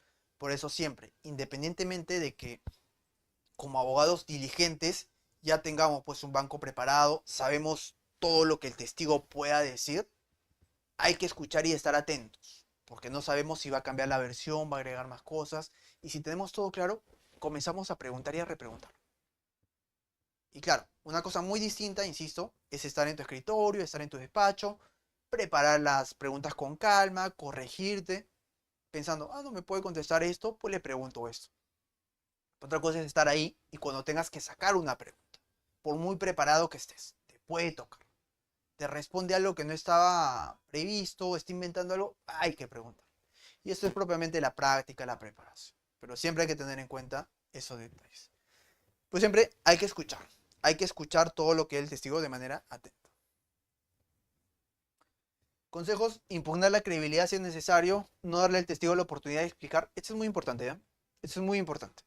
No darle al testigo la oportunidad de preguntar, de explicar. Algo que pasa mucho, y esto hay que tener en cuenta porque en algunos casos se ha visto que los jueces, incluso cuando se le está contrainterrogando, y son preguntas sugestivas, o sea, contestar con un sí, con un no, y los testigos empiezan a preguntar, y uno trata de controlar, digamos, entre comillas, al testigo. Señor testigo, por favor, limítese a responder con un no. Algunos jueces dicen, pero está hablando, déjele hablar. Eso es un error, eso no puede ser. Eso tiene que quedar constado en un acta si se da. Porque claramente si es una pregunta sugestiva, la respuesta es sí o no. No te puede responder algo sobre lo que tú no estás preguntando. Ahora, si el testigo empieza a narrar y tú no alegaste, bueno, no te puedes quejar después. Pero lo ideal siempre es eso. Si tu pregunta es una pregunta sugestiva, cerrada, para que se conteste con un sí o con un no, la respuesta tiene que ir en ese sentido. Sí No. O excepcionalmente no me acuerdo. O no lo sé. No lo sé, bueno, se evidencia la contradicción. Pero lo que no podemos permitir es que si nuestra pregunta está bien hecha, que el testigo nos empiece a explicar. Señor testigo, por favor, limítese a contestar aquello que le pregunto. Siguiente pregunta. Y continuamos. ¿Correcto? Esto es parte de la litigación y cómo se lleva. Sin agredir al testigo, claramente, sin intimidarlo, porque eso no es correcto. No es correcto. Un hecho nuevo por cada pregunta. Como es interrogatorio de preguntas sugestivas, se pregunta por cada hecho. Por el polo, el pantalón, el arma, la distancia, etc. No se puede preguntar todo en concreto. Un hecho, acreditar, desacreditar. ¿Qué más? Preguntas cortas y sencillas. Lo mismo. De los peores errores que puede haber es tratar de estructurar un contrainterrogatorio. Puede ser excepcionalmente. Excepcionalmente se pudiera hacer, ¿correcto? Pero lo ideal son preguntas. ¿Era negro el pantalón? ¿De qué color? Pero en este caso ya son sugestivas. ¿Era rojo el polo? ¿El arma era una pistola? Etcétera. ¿Sí o no? Preguntas simples, preguntas sencillas. ¿Por qué? Porque esas preguntas no te las van a poder objetar. No te la van a poder objetar. Objeción, ¿qué objeción sería? La única impertinente, pero ¿dónde está la impertinencia? Si precisamente se está discutiendo sobre el arma, ¿correcto? No te van a decir confusa, porque la pregunta es sumamente clara, ni autoincriminatoria, porque yo no tiene ninguna relación, ni argumentativa, ni compuesta, ni estructurada. No hay, ni capciosa, porque se entiende. ¿Cuál es la mejor forma de protegerte de las objeciones? Preguntando bien. La forma de preguntar bien son cortas, preguntas cortas y preguntas sencillas. Terminar cuando se está ganando. Siempre. El contrainterrogatorio se termina cuando se está ganando. Si tenemos 20 preguntas y en la pregunta 10 hemos ganado, cortamos el contrainterrogatorio. Porque ya evidenciamos contradicción, porque ya dijo el testigo aquello que queríamos que diga. Siempre se termina cuando se está ganando. ¿Por qué? Porque eso da la sensación de que efectivamente se le ha restado credibilidad. Porque si se le sigue preguntando, se da la chance de que el testigo se pueda recuperar. Y aquello que nos costó tanto trabajo conseguir, pues va a perder impacto. Siempre se retira, se libera el testigo una vez que se esté ganando. Se consiguió el objetivo. Es una técnica de la más difícil de la litigación oral penal, por supuesto. El contrainterrogatorio es una de las técnicas más difíciles. Uno, porque tienes que pensar rápido, tienes que tener reacción rápido. Y porque es incierta, porque no sabes ante qué testigo te vas a enfrentar. Por más que lo conozcas, nunca vas a poder predecir al 100% aquello que te va a decir, ni aquello que va a tratar de omitir. Por eso, tienes que pensar rápido, tener el temple suficiente y la capacidad de realizar preguntas correctas. Solo de esa forma se puede realizar un contrainterrogatorio. Por eso, lo peor que puedes hacer es tratar de ir a improvisar un contrainterrogatorio. Eso es tan lesivo para tu cliente que sería de repente algo bastante irresponsable. A un contrainterrogatorio se va preparado, sabiendo lo que va a decir el testigo, sabiendo qué preguntas hacer y cómo actuar ante determinadas circunstancias. Por eso es una de las técnicas más difíciles. No el estelar, porque el estelar, insisto, son los alegatos de clausura, pero dentro de la más difícil, sí. Está dentro de las que mantiene mayor dificultad, no solo por el tema técnico, sino también por el tema mental. Se requiere temple. Porque allá cuando el testigo te empieza a contestar distinto, te empieza a ser evasivo, si no estás preparado correctamente, vas a caer en frustración. Porque claro, vas a decir, oye, estoy quedando como un tonto frente a los jueces, este testigo no me responde nada. ¿Qué tienes que hacer ahí? Tienes pues que seguir preguntando, pero de manera correcta y estar preparado. Estar preparado para esa situación. Te recuperas y sigues. 2, 3 preguntas, de repente te fue mal, continúas hasta que te vaya bien. Siempre y cuando sea conveniente. Porque si vemos que ya no es necesario, simplemente lo cortas. Pero lo que sí tienes que estar preparado es para una eventual frustración. Ahora, si ves que se te va mal, que el testigo te está paseando, bueno, evidentemente va a ser perjudicial. No solo vas a quedar mal, sino que también vas a perjudicar a tu cliente. ¿Qué más? La dificultad recae en que el contrainterrogatorio se realiza contra un testigo que no es nuestro, por lo que se requiere conocer muy bien los hechos. Por supuesto, estamos en desventaja, porque a diferencia del interrogatorio que preparas al testigo, sabes lo que va a decir, en el contrainterrogatorio no. Puedes presumir, más o menos, tener algunas inferencias, conocer, pero nunca a ese nivel de exactitud. Y claro, así como el testigo va a querer colaborar con la parte, ya sea con la fiscalía o con la defensa, evidentemente no te la va a querer poner fácil a ti, si sea la contraparte. No te la va a querer poner fácil, va a ser cortante, va a responder de repente desde el lenguaje corporal, como mostrando cierta incomodidad. Hay que estar preparado para todo eso. Y saber preguntar, saber que nosotros en todo momento tenemos el control del testigo, que no se nos puede escapar, por muy reacio, por muy hostil que sea. ¿Cuál es la finalidad del contrainterrogatorio? ¿Para qué contrainterrogamos? Primero, controlar al testigo en todo momento. Esto es vital y esto lo voy a repetir en toda la exposición. Controlar al testigo. Un buen contrainterrogatorio se ve cuando se hacen preguntas cortas, sencillas, adecuadas. Y esto demuestra que se está controlando al testigo. Si se está controlando al testigo, el testigo es guiado por nuestras preguntas de manera tal que se pueda obtener el fin. Es un contrainterrogatorio correcto. Siempre hay que controlar al testigo. No se le controla intimidando, no hay que confundir, se le controla realizando preguntas correctas, pertinentes. ¿Qué más? Establecer los hechos que apoyan nuestra teoría del caso. Siempre. Establecer cuáles son los hechos importantes. Establecer los hechos que apoyan a nuestros testigos y los que desacreditan lo de la parte contraria. Para los testigos de referencia. Evidenciar contradicción. Si vemos que es un testigo que no nos aporta nada, pero que su declaración es lesiva contra nuestra teoría del caso, hay que evidenciar contradicción.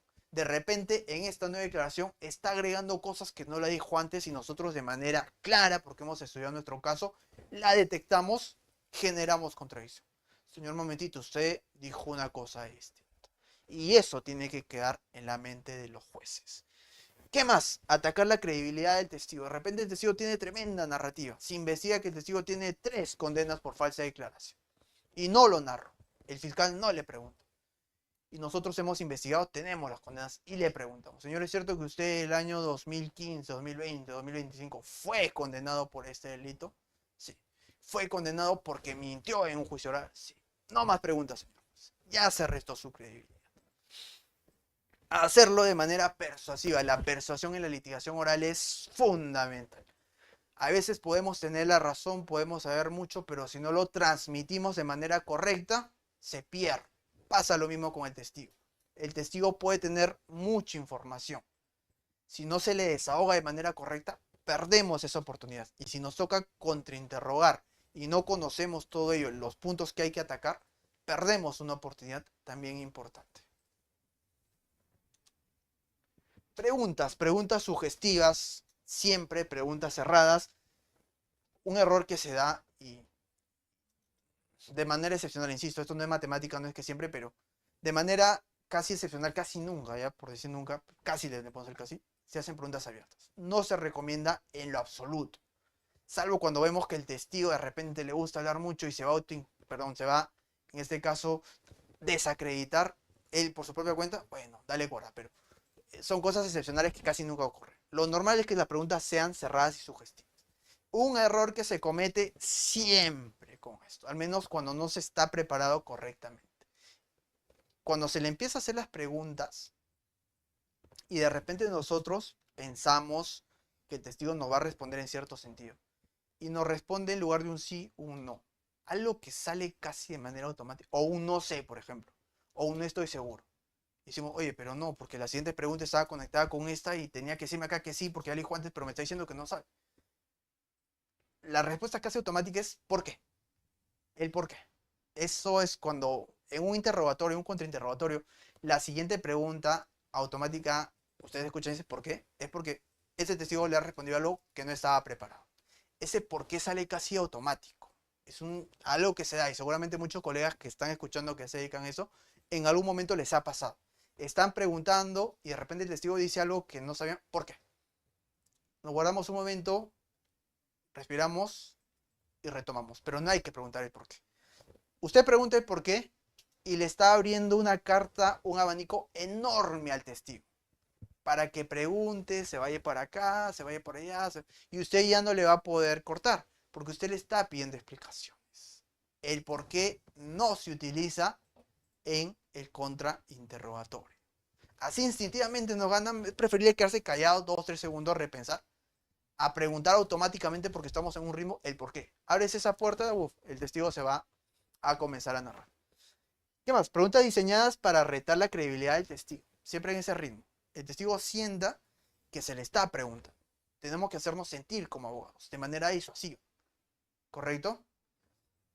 Se debe diseñar las preguntas de manera que el testigo solamente pueda responder con la verdad. No darle chance a que el testigo te pueda explicar. no darle chance a que te pueda contestar de otra forma. ¿El polo era rojo? ¿Qué te va a contestar? No, no lo sé, es amarillo. No, señor, ¿es rojo o no? ¿Sí o no? No se le da chance de que te pueda hacer otro tipo de preguntas, pero en otro tipo de respuestas. Preguntas claras, que solamente le dejen como única opción decir la verdad. O en todo caso, si va a mentir, una chance para generar la contradicción. Recomendaciones para realizar las preguntas. Primero, atacar los puntos débiles del testimonio del testigo. Siempre se empieza por los puntos más débiles. Porque claro, no toda la declaración del testigo tiene el mismo peso, la misma magnitud. De repente hay hechos que son más lesivos, que están más fortalecidos, pero que también son los puntos más débiles, porque ha dejado cabos sueltos. Ahí atacamos. Empezamos por ahí. Se debe usar palabras como es cierto, es verdad. Etiquetar preguntas se usa de manera moderada. No en todas las preguntas, pero en algunos puntos sí es necesario y es recomendable. ¿Es cierto que el día de los hechos usted estuvo en un bar X, por ejemplo, en otro distrito? ¿Es cierto? ¿Sí o no? ¿Es cierto o no es cierto? No es cierto. De repente hay unas cámaras y que sí lo vio. Se evidencia contradicción. ¿Correcto? Pero tampoco se puede abusar de esto. No es que todas las preguntas van a preguntar. ¿Es cierto? ¿Es cierto que el polo era de color rojo? No. El polo era de color rojo, con eso es suficiente. Cuando hay que dar énfasis de repente en una que otra pregunta, ¿es cierto? ¿Es cierto que usted tiene una condena? ¿Es cierto que usted demandó a la contraparte? X motivo. Pero no en todas las preguntas, en puntos excepcionales, para dar énfasis.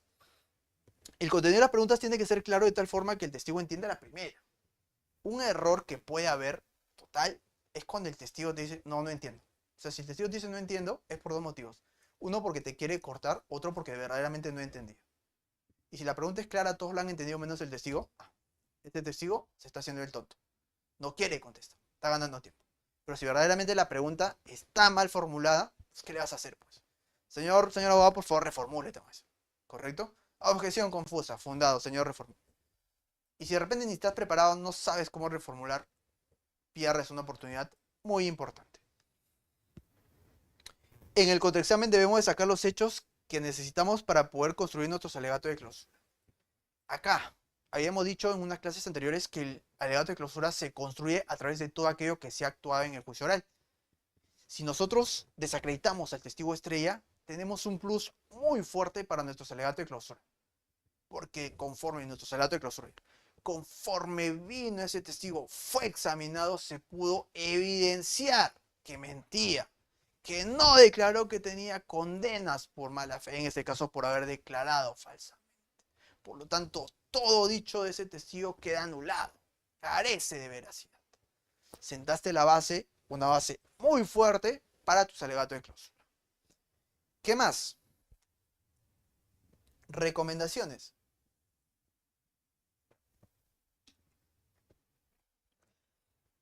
Al no ser las preguntas sugestivas necesariamente inquisitivas, la entonación hará una diferencia crucial. Una frase me acuerdo que también me enseñaron mi profesora de litigación. Se atrae más con miel que con vinagre. ¿Correcto? Se atrae más con miel que con vinagre. Si queremos deshogar pruebas, a veces ser persuasivo, hacerle de la manera correcta, va a ser más beneficios. Se atrae más con miel que con vinagre en este caso. Y lo mismo pasa cuando se le empieza a contrainterrogar al testigo de repente de manera, se le empieza a gritar, se le empieza a atacar, se le empieza a intimidar. Lo que vas a hacer, si fuera un testigo importante, es que incluso hasta se pueda victimizar. Se te puede ir el control. ¿Qué pasa de repente si es una persona sensible y se pone a llorar? ¿Eh? Y no se pone a llorar porque le has hecho caer en contradicción o está confesando, no, sino porque le has gritado. O sea, gritar es una forma, en todo caso, se puede tomar como que le estás atacando. Eso no se puede hacer. O eres muy violento, muy agresivo. Eso es algo que no se puede. Lo que no se puede confundir es ser firme, ¿correcto? Tener firmeza al momento de preguntar. Eso no significa de ninguna forma de debilidad, sino tener la fortaleza, en este caso, la firmeza de preguntar claramente. Señor testigo, ¿el polvo era de color rojo? ¿Correcto? Sí. No necesita pasar gritando, intimidando. Eso no. ¿Hay alguna excepción? No sé si sea una excepción, pero sí le sugeriría que cuando se trate de interrogar de repente, a personas que, a peritos de repente especiales, o en este caso, que tengan cierto conocimiento, sí, ellos están preparados constantemente para declarar. Declaran en un juicio, en otro juicio, etcétera. Ahí sí hay que tener más tiempo, porque la propia experiencia en sus respuestas va a ser de repente que si no nos preparamos adecuadamente, nos vayan de repente a decir cosas que no sean del todo exactas. Ahí sí, hay que ponerse más firmes de repente, ¿correcto? Llamar la atención dentro de lo que está posible, si está permitido dentro de lo que no voy a contestar, y tomar un control. El punto es que no se nos vaya el testigo, que no se sienta que el testigo nos está paseando. Se recomienda bajar el tono de voz de las preguntas para mostrar parte de lo que es pues el tema de la litigación. ¿El polo era de color rojo? Era de color rojo. Se baja un poco la entonación cuando esa pregunta es, digamos, fundamental.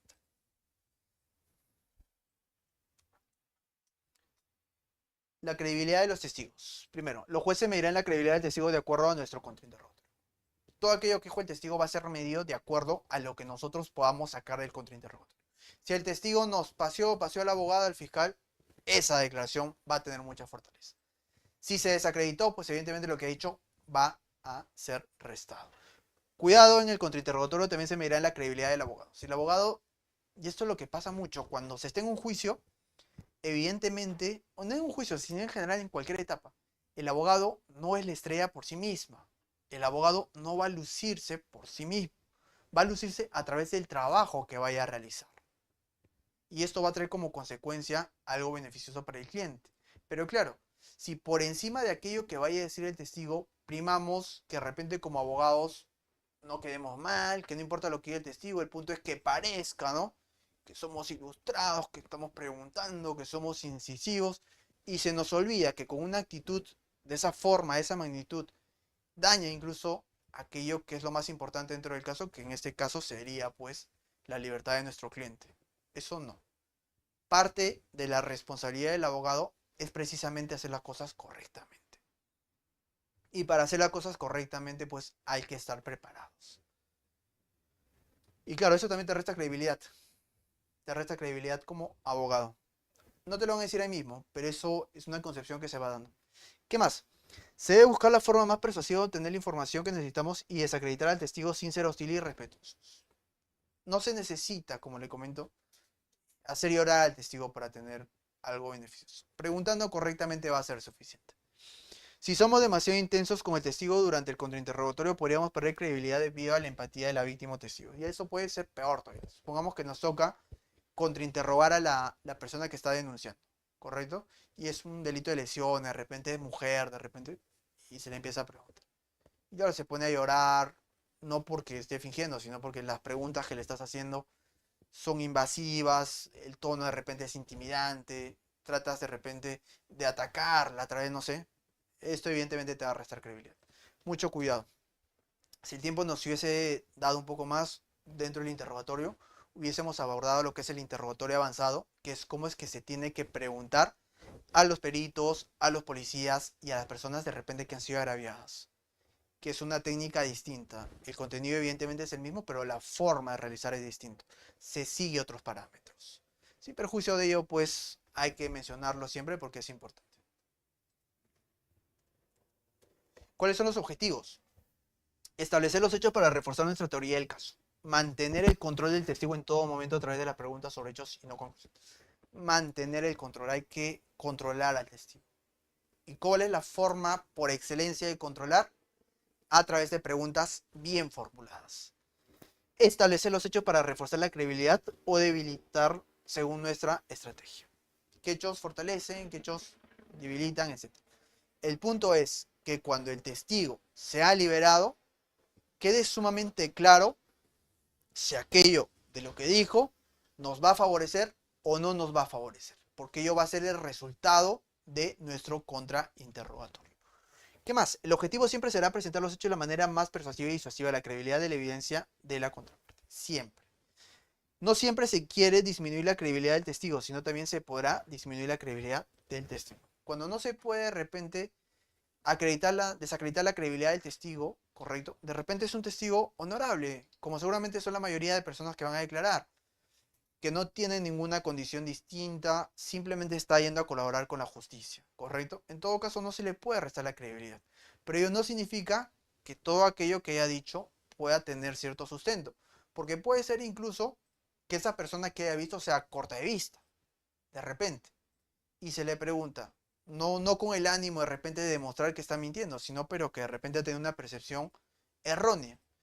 Señor X, ¿usted es corto de vista? Sí. ¿Cuánto tengo? Tengo 5 en miopía y 8 astigmatismo, por ejemplo.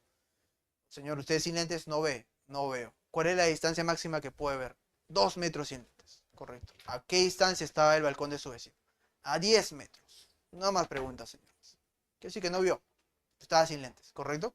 No se le atacó a la persona, no se le restó credibilidad, pero sí se atacó la declaración. Se le resta, pues, digamos en este caso, impacto. ¿Qué más?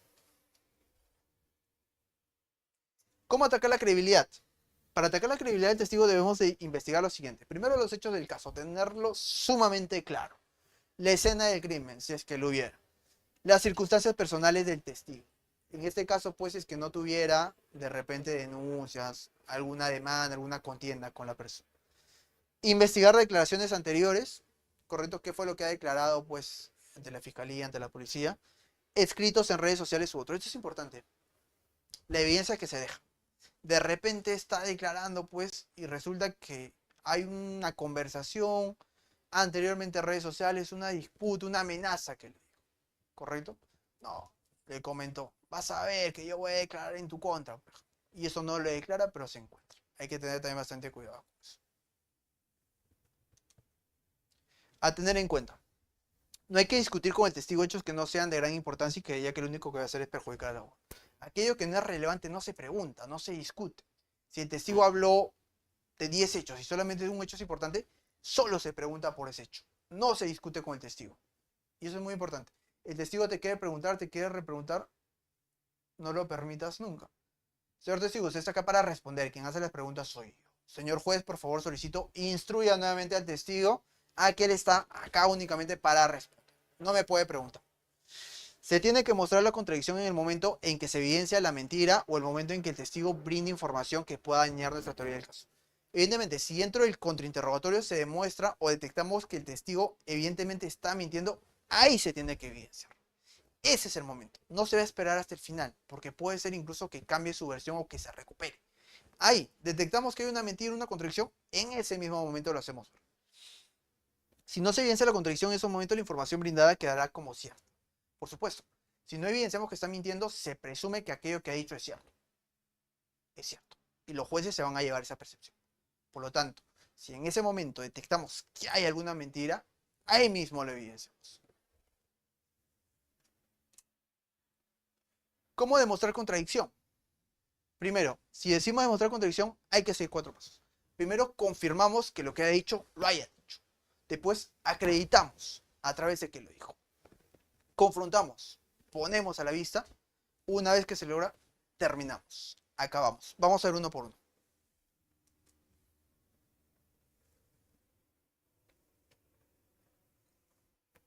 Confirmar. Es el paso más fácil debido a que solo consiste en repetir el hecho que nos dañará. Esto se hace para que el testigo tenga la oportunidad de corregirse a sí mismo. Para acreditar lo dicho debemos asegurarnos de escuchar bien aquello que ha dicho el testigo porque no vaya a hacer que nos corrija. Hay que escuchar bien. Se debe llamar la atención de los jueces para que se enfoquen en lo que ven. ¿Correcto? Es el paso más fácil debido a que solo consiste en repetir el hecho. Se le pregunta por el hecho, el testigo lo comenta. Tenemos que acreditar. Debemos acreditar la versión que más nos guste sobre aquello que ha dicho. Saber la importancia de la declaración previa, con ello podemos obtener la información del testigo que acredita la contradicción. Lo dijo el testigo, se acredita. Por ejemplo, si ha tenido una declaración previa. ¿Es cierto que usted declaró en instancia fiscal el día tal? Sí, correcto. ¿Cuál es el siguiente paso? Confrontación. Nos da la confirmación, sí, efectivamente yo declaré. Sentaste las bases. ¿Qué es lo que sigue? Confrontas. Con el documento en mano se dejará la evidencia de la contradicción del testigo. Señor testigo, en este caso, señor juez, por favor solicito se le ponga a la vista su declaración de fecha tal que se encuentre en el tomo. El testigo lo va a ver. Se le empieza a preguntar. Señor testigo, efectivamente, quiero que nos comente. ¿La firma que está ahí abajo es su firma? Sí. ¿Podría indicarnos la fecha de esa declaración? Lee la fecha. podría indicarnos, o no podría, podría una suerte de gentileza, ¿verdad? Indíquenos qué respondió en la pregunta 5. Léala, por favor, y la va a leer el testigo.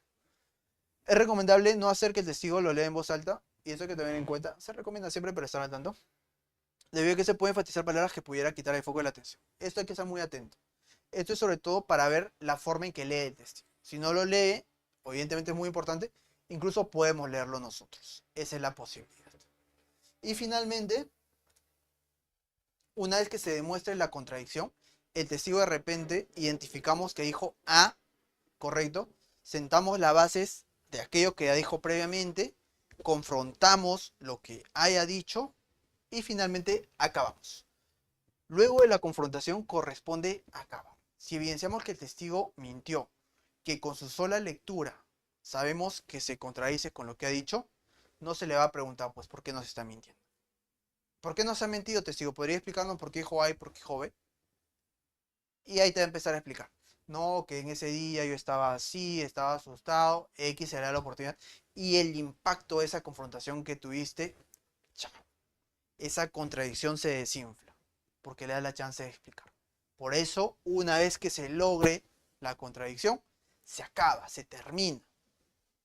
Se termina obteniendo la información que queríamos. Esto se evidencia el documento, contenía información distinta, simplemente no contenía la información que el testigo en el juicio. Con ello se concluye en que ha sido exitoso.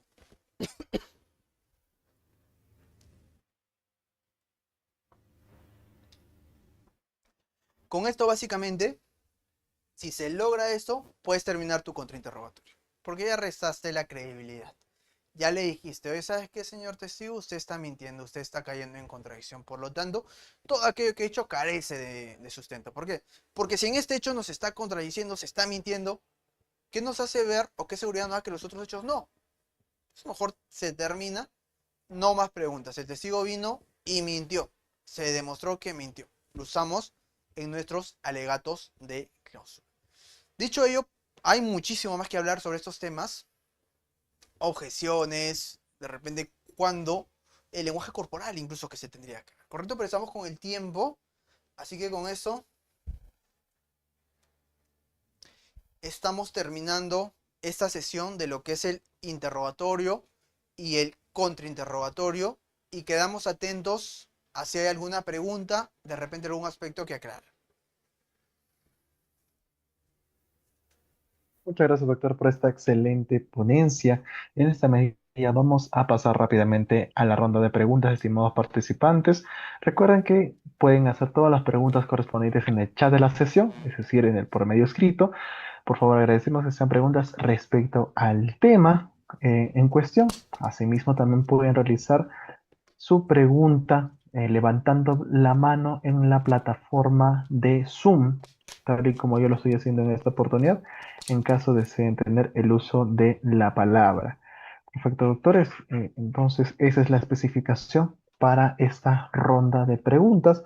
Asimismo, agradecemos que las preguntas sean concretas y respecto al tema que se está dictando el día de hoy. Eso con la finalidad de poder brindar la mejor asistencia y la mejor respuesta a cada una de las preguntas que se van a formular. Perfecto, estimados colegas. Vamos a pasar en esta medida a la ronda de preguntas de esta sesión denominada interrogatorio y contrainterrogatorio en el juicio oral. La primera pregunta, la doctora, el doctor Adrián Paso nos indica, doctor, ¿algún libro que nos pueda recomendar sobre interrogatorio en el juicio oral para mejorar los contenidos pedidos? Más que el libro, yo le sugeriría que se pongan a practicar.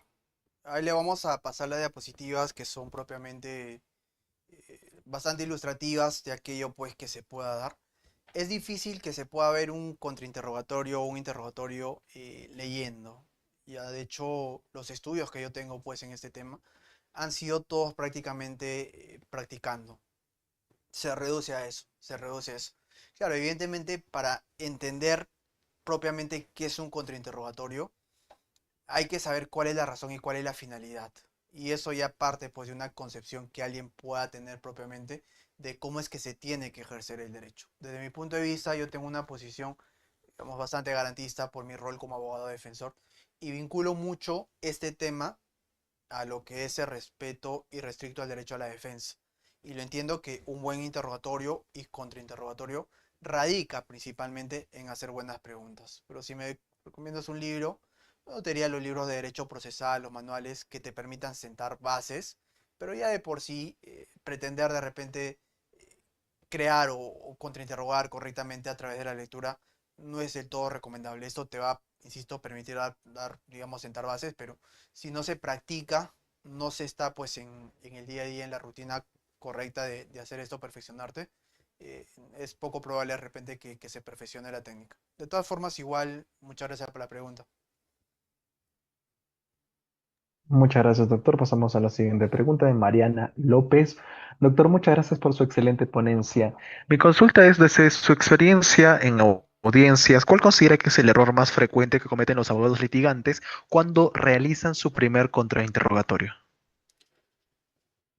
El primer error que normalmente se da, y es un error, bueno, hay dos tipos de errores. El error que no se debe permitir, correcto, que jamás, que eso no tiene nada que ver con la experiencia o no experiencia que tengas, es que no te prepares. Eso no es un error, eso es algo grotesco, ya es una omisión que un abogado responsable jamás puede tener. Así que eso no lo vamos a considerar como un error porque el no ir preparado, eso no es un error. Supongamos que una persona se prepare, ¿ok? Conoce el caso, todo, pero está ante su primer interrogatorio. Para ese tipo de casos, algo que normalmente se ve es que no se puede controlar al testigo. Porque, insisto, así de repente conozcas todos los hechos, todo, si no lo abordas correctamente, no vas a poder controlar al testigo.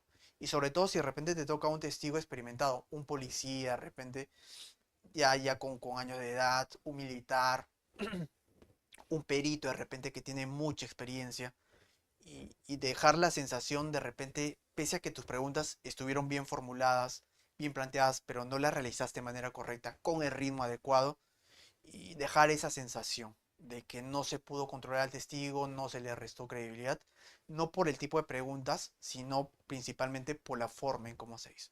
Por eso, interrogatorio y contrainterrogatorio es práctica.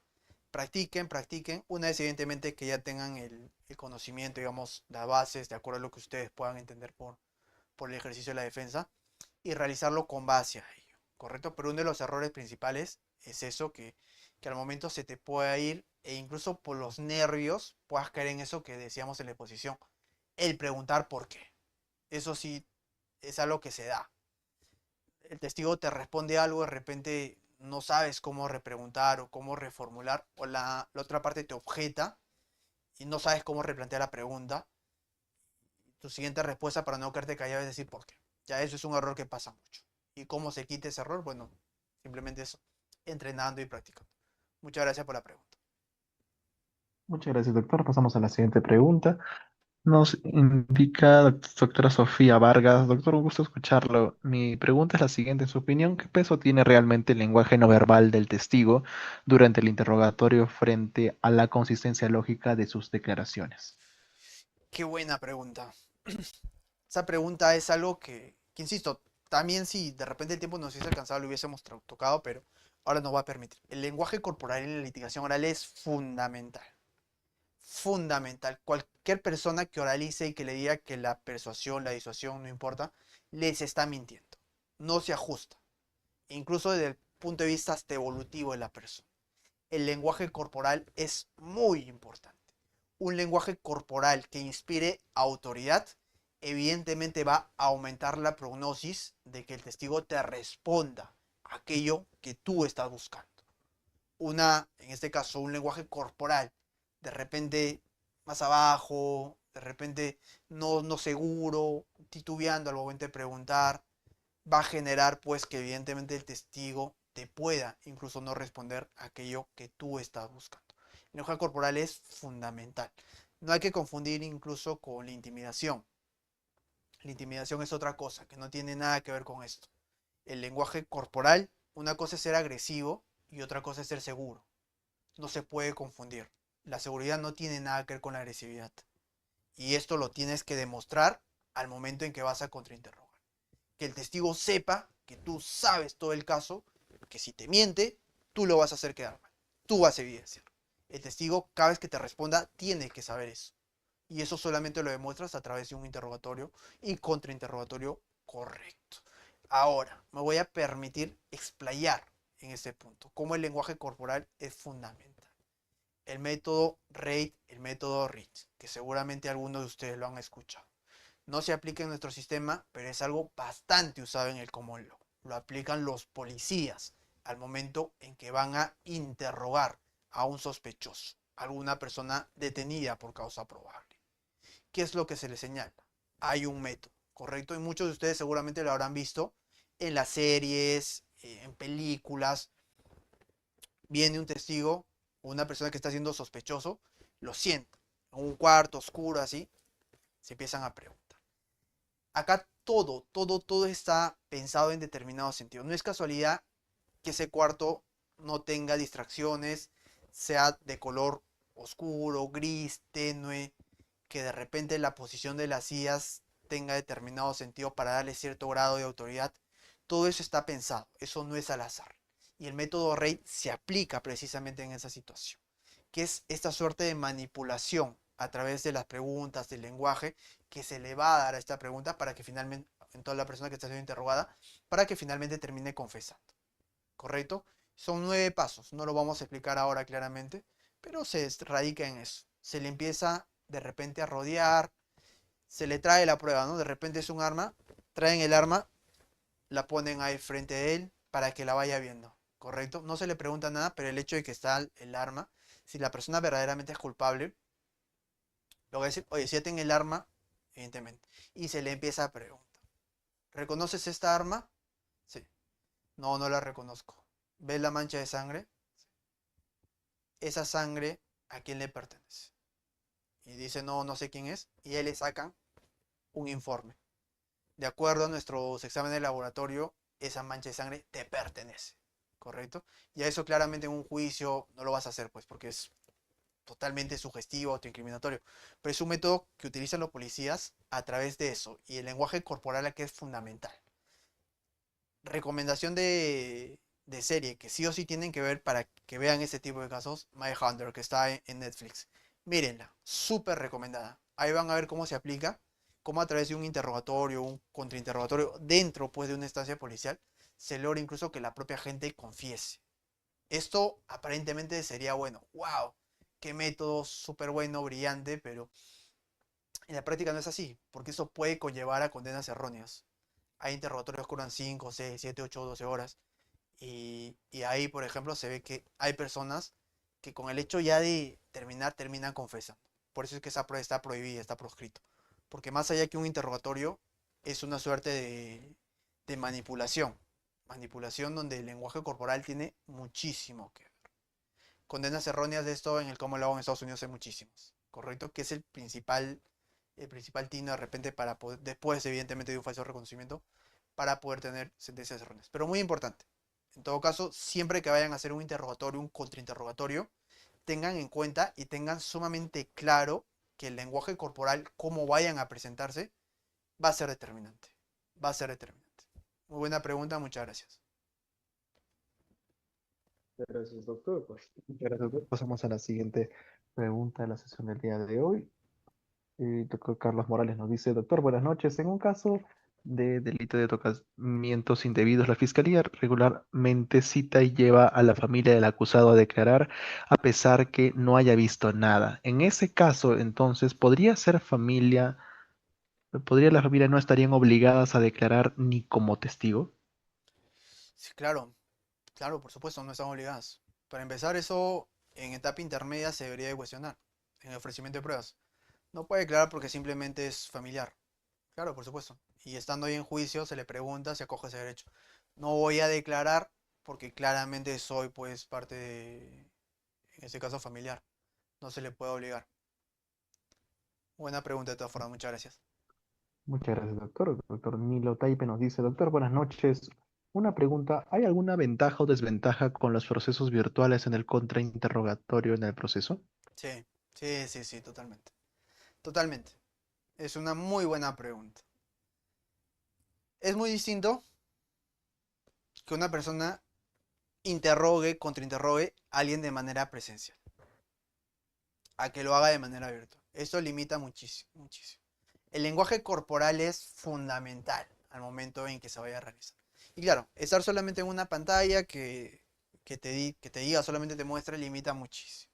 Entiendo que por temas de repente de aforo, logística, se suele hacer virtualmente, pero lo recomendable siempre es que sea presencial. Porque presencialmente incluso los jueces, las personas que están viendo, pueden ver el lenguaje corporal. De repente al momento en que se le está preguntando al testigo y se empieza a ir por determinadas preguntas en determinado sentido, este no se empieza a frotarse las manos, ¿no? Empieza a jugar con los pies, empieza a entrar en ansiedad. Y claro, si tú conoces algo del lenguaje corporal, sabes que ante determinado tema hay esa suerte de sensibilidad, es porque está ocultando algo o está mintiendo porque el cuerpo reacciona.